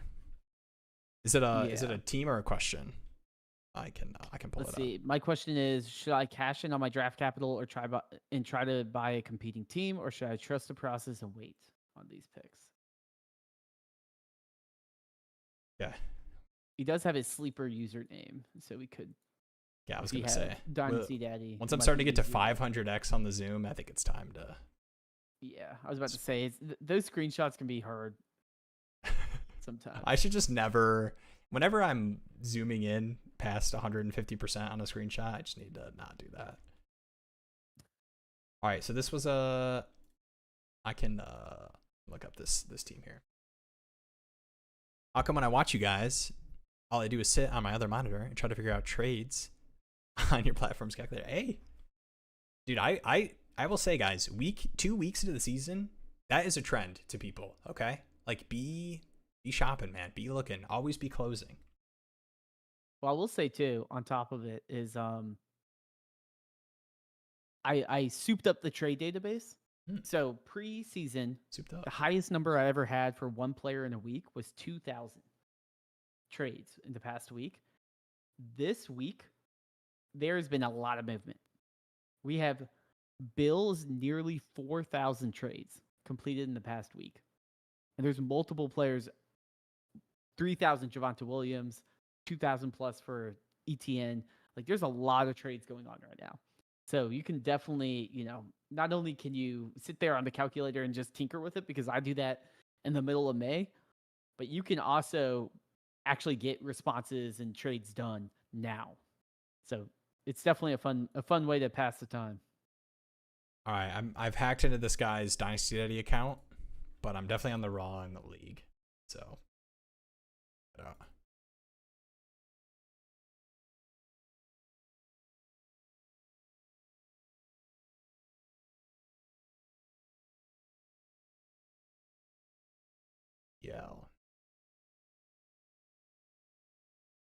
Is it May and Jones? Yes. There we go. We got it. There was one that was labeled parentheses Dynasty. Like Dynasty was in parentheses. And I was like, and you click that one? Yeah. Fell for the trap. Got to be that one. All right, here we go. Bang. All right.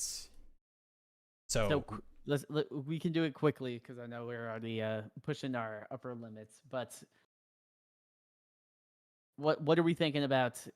We keep trusting the process, or we go all in? Jalen Warren, somewhat in.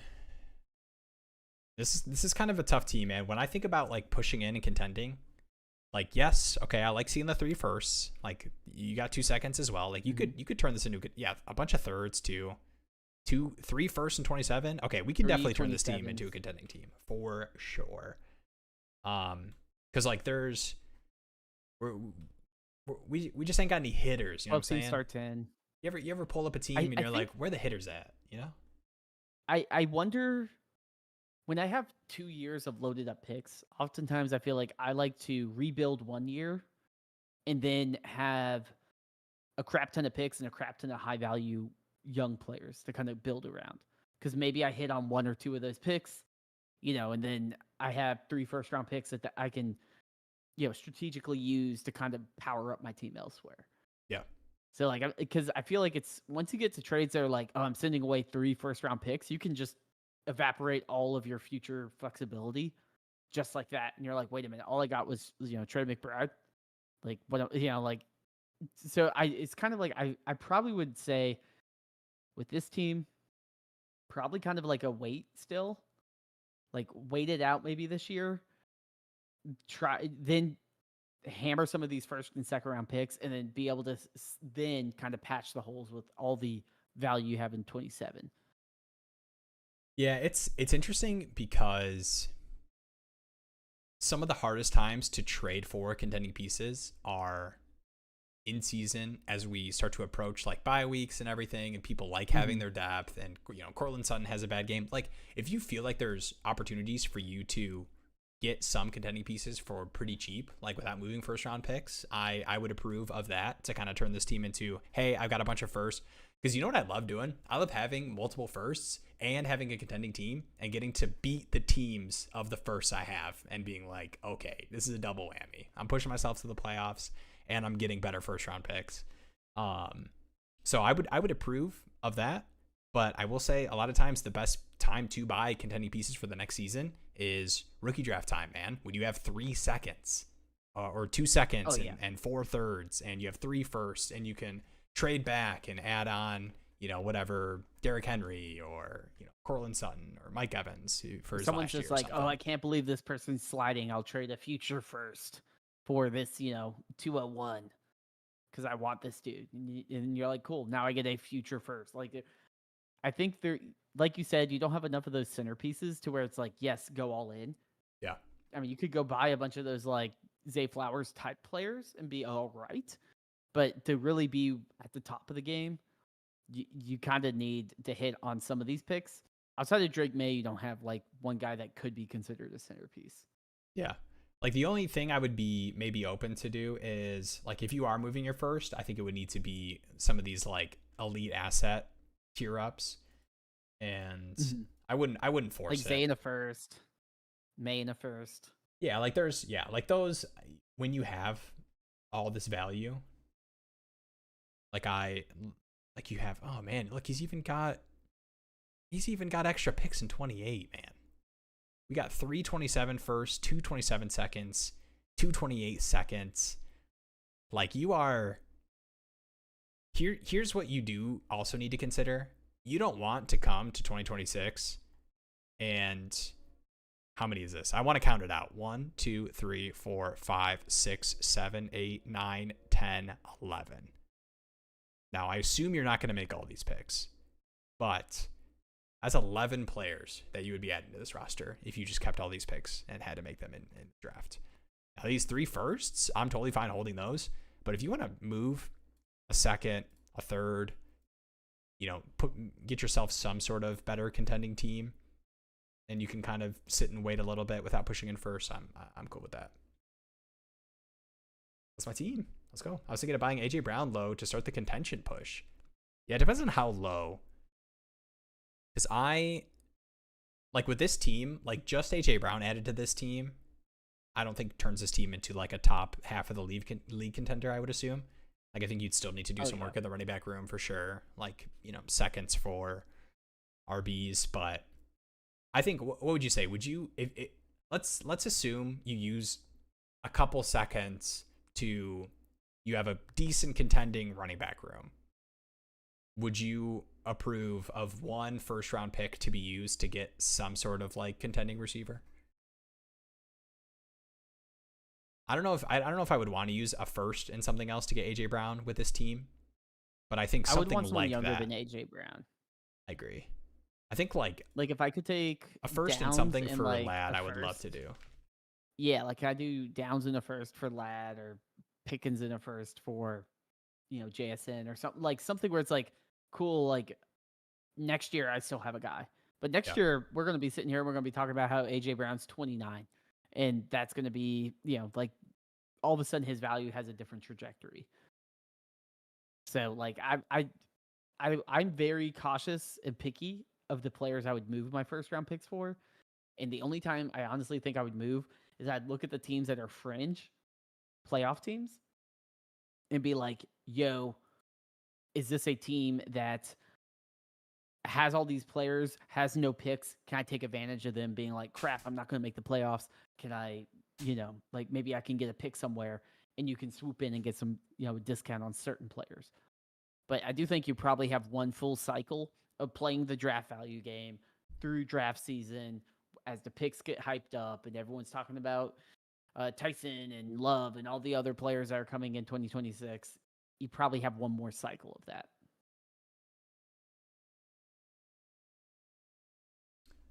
Beautiful. All right, who you taking in Survivor this week? I'm leaning Seahawks over Saints. Yeah, do you wanna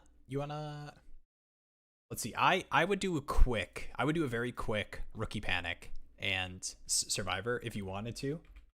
Totally up to you. I will not I think we can hit on it. 2.5 let me just pull up week 3. This. I don't mind Seahawks over Saints. I feel like that's probably a lock. I don't think Rattler's going to be able to move the ball a ton against that Seattle defense, and I don't think the Saints defense is too good that Darnold will flounder too much. Have you used any Curtis, who have you used already? You got some good teams in the tank. Like I think the Seahawks are kind of a good pick of a team that I wouldn't want to be betting on like later in the season. Like I don't want to bet on Darnold in a big game. I bet you Chiefs at Giants. A lot of teams are going to pick that. Can I zoom this in a little bit? Broncos, Cardinals. Probably. I mean Bills, but I wouldn't want to waste Bills right now. I'd want to hold on to them early in the season. Packers, Browns is another one. I feel like Packers you want to hold on to though. I agree. The Packers look like a juggernaut. Got I'm trying to look for some sneaky ones, but I feel like there's a lot of close games this year. Like Rams Eagles is a spooky one and you want to hold the Eagles.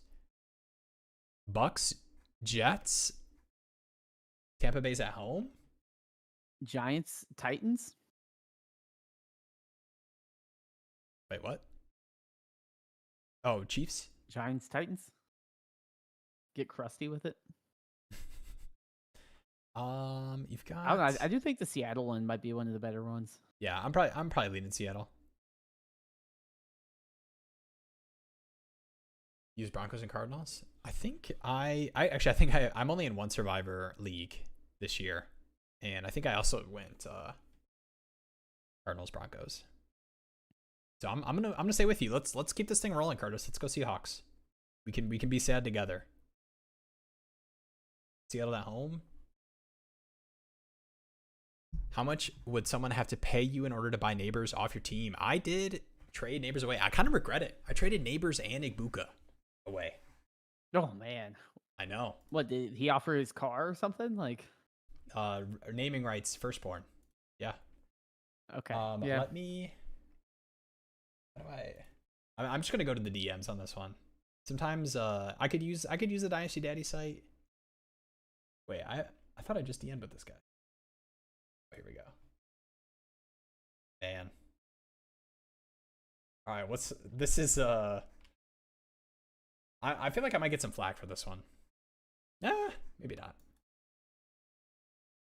Mostly because I'm not going to remove names. Also, sorry, if you moving forward, if you trade with me, there's a chance you're going to make it on the Dynasty Daddy trade show. Okay. So it's what it's all about. I'm here for the people. All right. This is a monster one. Absolute monster banger trade. I traded away Kyler, Neighbors, Igbuka, a pretty early 26 first back to the manager. I gave him his first back. Oh, and Jarquez Hunter for Jaden Daniels, Justin Jefferson, James Cook. Okay, that makes more sense. So if you this, the other side's got to be loaded. Yeah, if it's like if you Neighbors, cross out Kyler. You cross out JJ and Neighbors. If you do Kyler, an early 26 first, and Hunter is probably not enough for Jaden Daniels, but I think Igbuka, James Cook, like maybe you could say that kind of evens it out a little bit. I think it's a pretty even trade, and I like for an Igbuka It's not lover, a bad trade. I think it's pretty fair.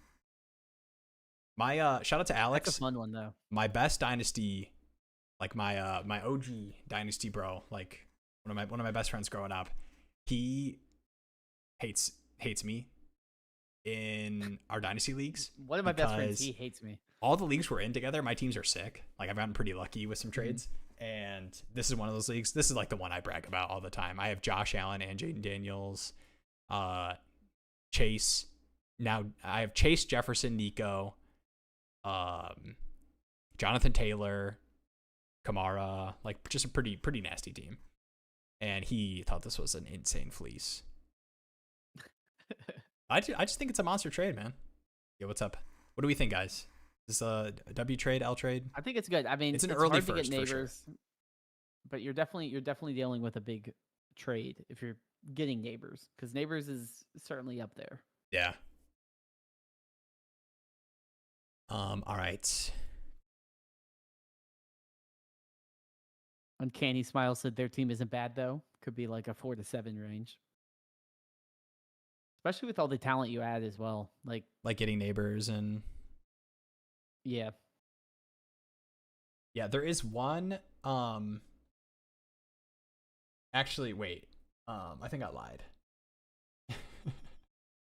It wasn't his own first. I was thinking I was mixing it up with a different trade in a different league where I gave some of their own first back. It was this guy's team. And I don't want to pull it up on stream because I would just blast him. But this team is so bad. It's terrible. We've got Isaac Tesla. Dynasty roast. Tesla made the starting lineup for this team. Ooh. Got some interesting pieces though, actually. All right, sorry. I'm getting distracted by my own dynasty leagues. All right, what's up, Cash? What would you look to get player/pick for Kyron by himself and Addison by himself? What would you look for if packaged together?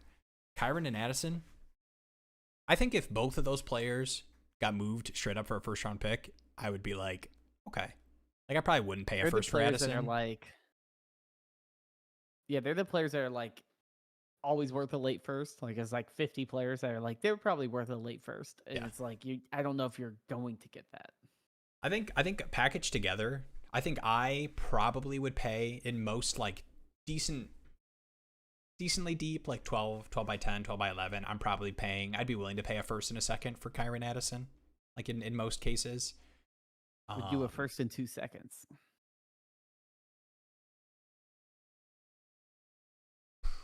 Probably. But I'm not a Kyron hater. I feel like people are forgetting he got the contract extension and they're seeing the immediate reaction to 65-35 quorum split and he's so efficient. But it's like, man, if I get 16 carries and like 2 or 3 targets each week, like I don't know, man. I'd probably pay a late first for that. Yeah. I'm a 1-year reload, got offered Josh Allen for Burrow and Travis Hunter. Oh, I'm probably not doing that. You can I understand the like You're not taking Josh Allen for Burrow and Travis Hunter? No, like I assume he's trading away Josh Allen for Burrow and Hunter. Oh, okay. 1 year. Yeah, reload. I was like, you definitely go Josh Allen side. Yeah. So to me, it's like, and this is what we talked about, man. In the video, I'm gonna switch over. Bam, guys. Check out the Burrow injury dynasty fallout video. We're gonna do these weekly. I should have said this before, but it's okay. I'm sure people will stay till 2.5 minutes, 2 hours and 30 minutes into the stream to hear me say 2 hours and 30 minutes. We're gonna do weekly kind of like quick hit video recapping like the biggest news story, and obviously the Burrow injury was big for Dynasty. But man, I think you can get too cute in buying some of these injured quarterbacks where you're kind of bailing out a team.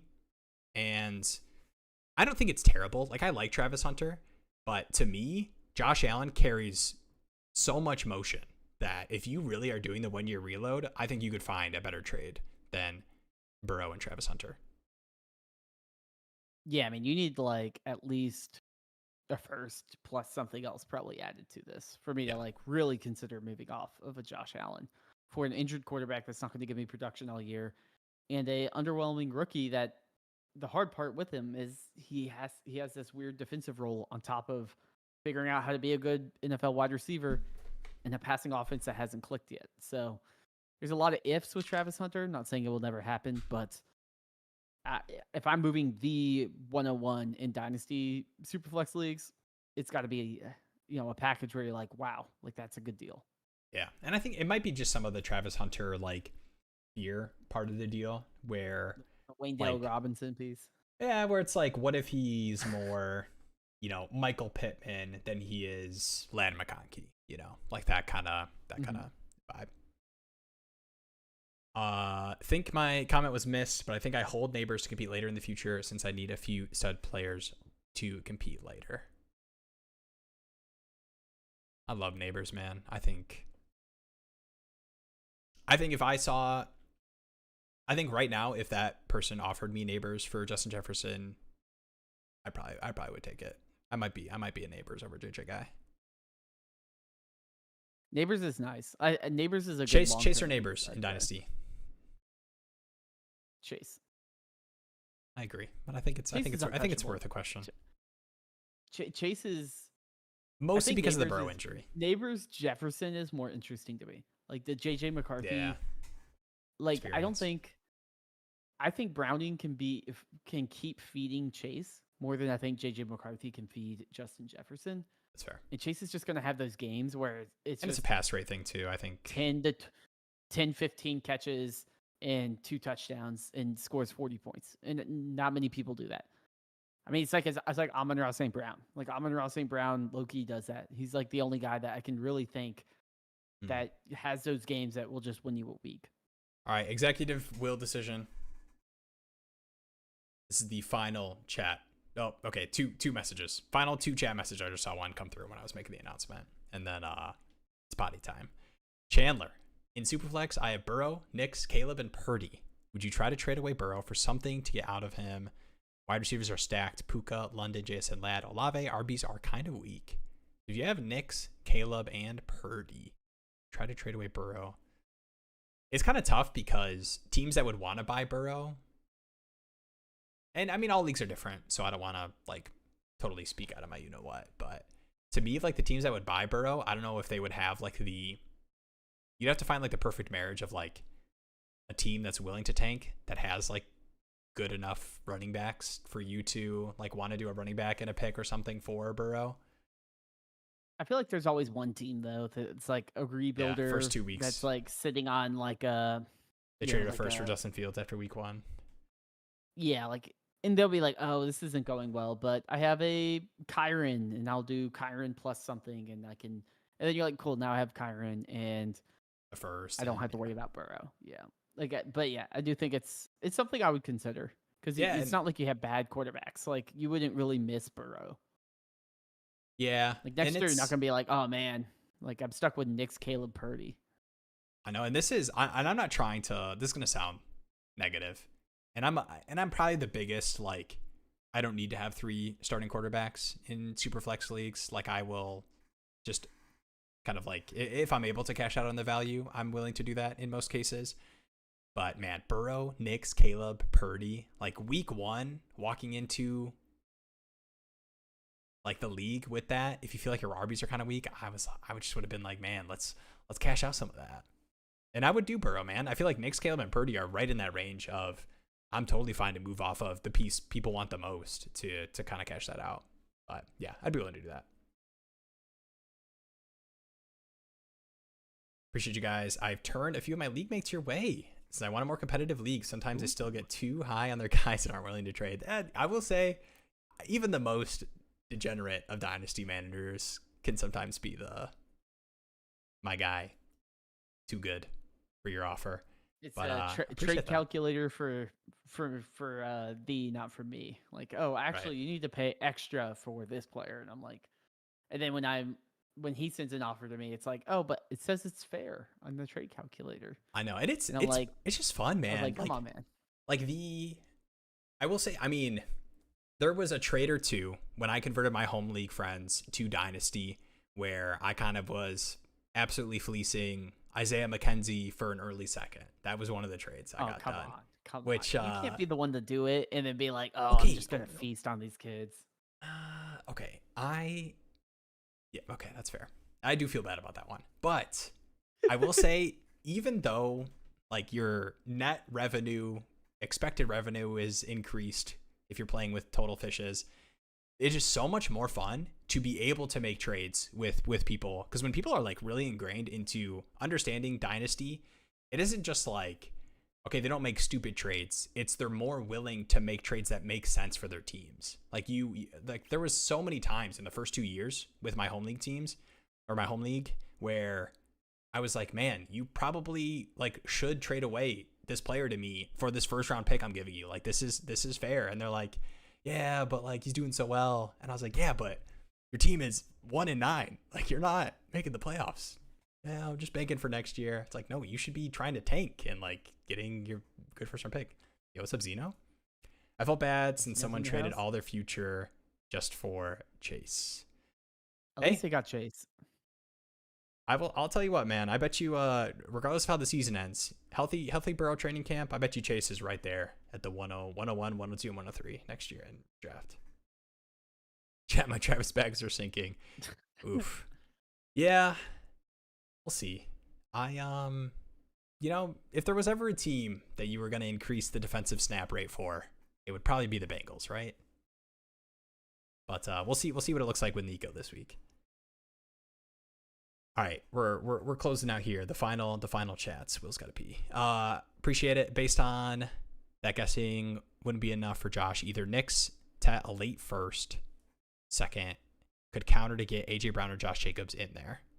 So this is Josh Allen. I think it's the Josh Allen deal from before. Like, is there a counter? Yeah, Josh Allen for Burrow and Travis do you do Hunter. like Burrow, Ted in the late first?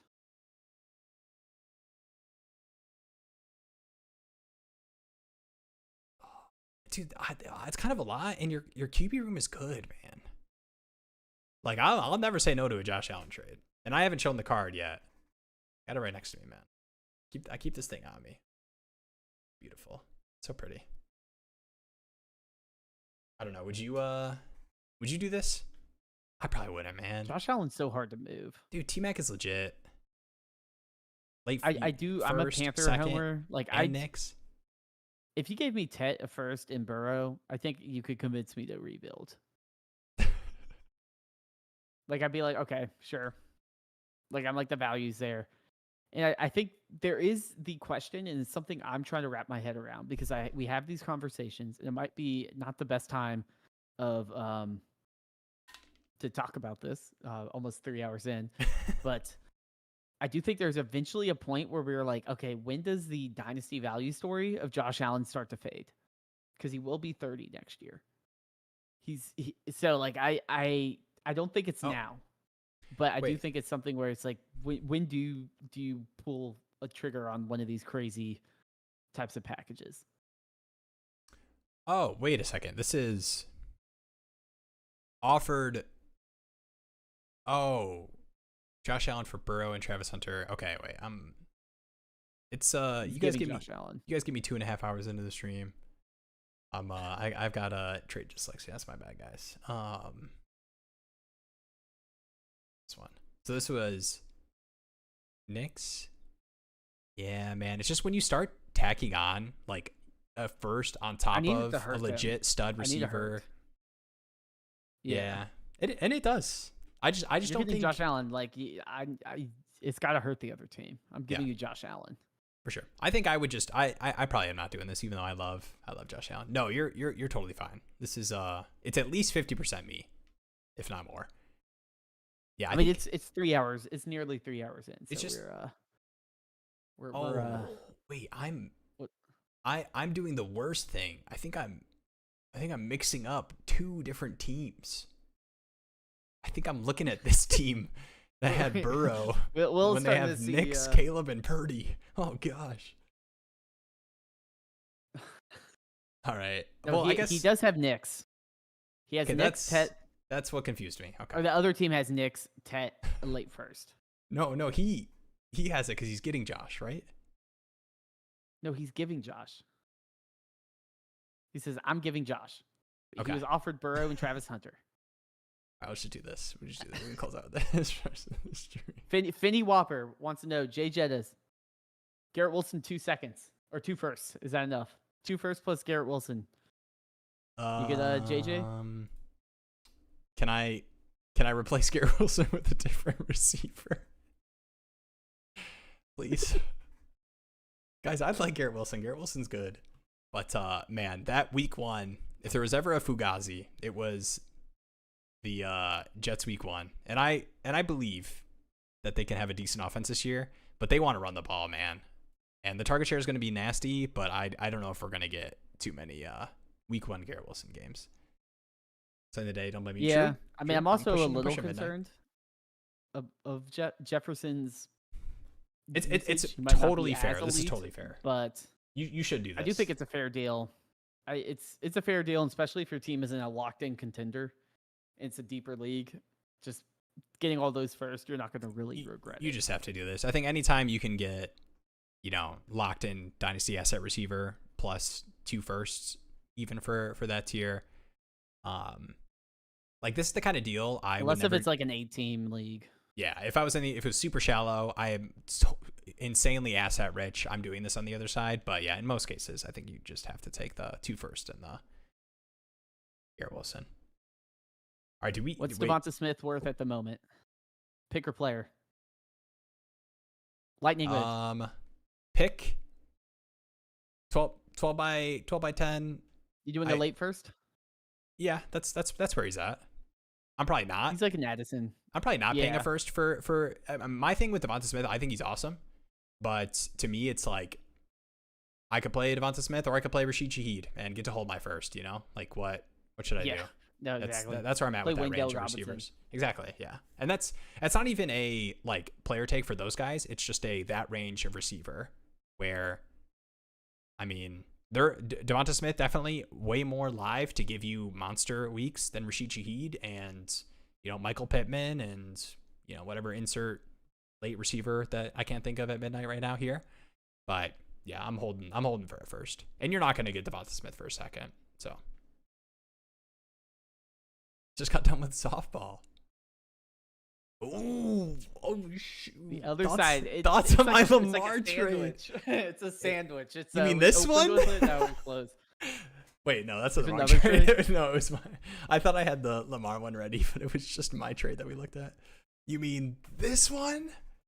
Yeah, this is I will say we were gassing up the other side getting Lamar, C-Mel, but it was mostly because of him already having 2 firsts in 2027, and he just has a nasty contending team and still has picks and firsts for the future.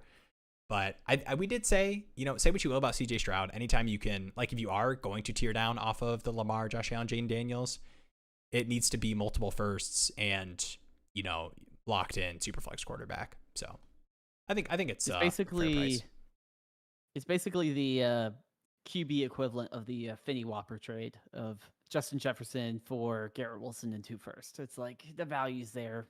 Yeah. If you are going to trade off of a Justin Jefferson, Garrett Wilson 2 firsts is decent value. Exactly. Yeah. And to me, like, I think in Dynasty, we can really get caught in the moment, and nothing about what the Houston Texans offense is doing right now or has done over, the past season, it has me excited about CJ Stroud, but wasn't too long ago he was valued ahead of Justin Herbert or right alongside Justin Herbert. And imagine right now, if this was Jalen Coker or Justin Herbert in 2 firsts, you would smash that side. You'd be like, yeah, it's Lamar, but I'm getting 2 firsts on top of Herbert. So to me, like, yeah, Stroud is probably not the quarterback I would love to be getting back. But I mean, if you're already kind of doing the I'm moving off of Lamar and getting 2 firsts. Like I think it's totally fine. Not competing this year. Better situation year or 2 for sure. Hopefully not a battery situation. If he is in a battery situation, we might be facing some suspension. Yeah. So that's true. We don't want. No. Good. Is that time of night? I was about to click it. This is actually the last one. I can't not click a chat message I see through. Right? It is my fatal flaw as a human. I seek to please others. It's addiction. Criminal mystery. I'm staying up for you. 10 team, start 11, super flex. We're gonna knock this question out of the park too. My QBs are Jane Daniels and Joe Burrow, but I am not a contender right now. I got offered Daniel Jones for Chris Godwin and a 4th. Should I accept? How close are you to contending? I'll be 100% honest. I don't really care. Like I think Daniel Jones for Godwin. Don't say it like that. Daniel Jones, you lock it in. Like I think you lock it in. Godwin's not playing. You lock in Daniel Jones. He said, like, I'm not a contender right now, but Daniel Jones should be decent production. Daniel Jones is probably going to walk himself into some sort of 2 to 3 year deal as well. Take a step back. I understand the Burrow injury hurts, and if you're already not a contender, you're like, water under the bridge. We'll get him next year.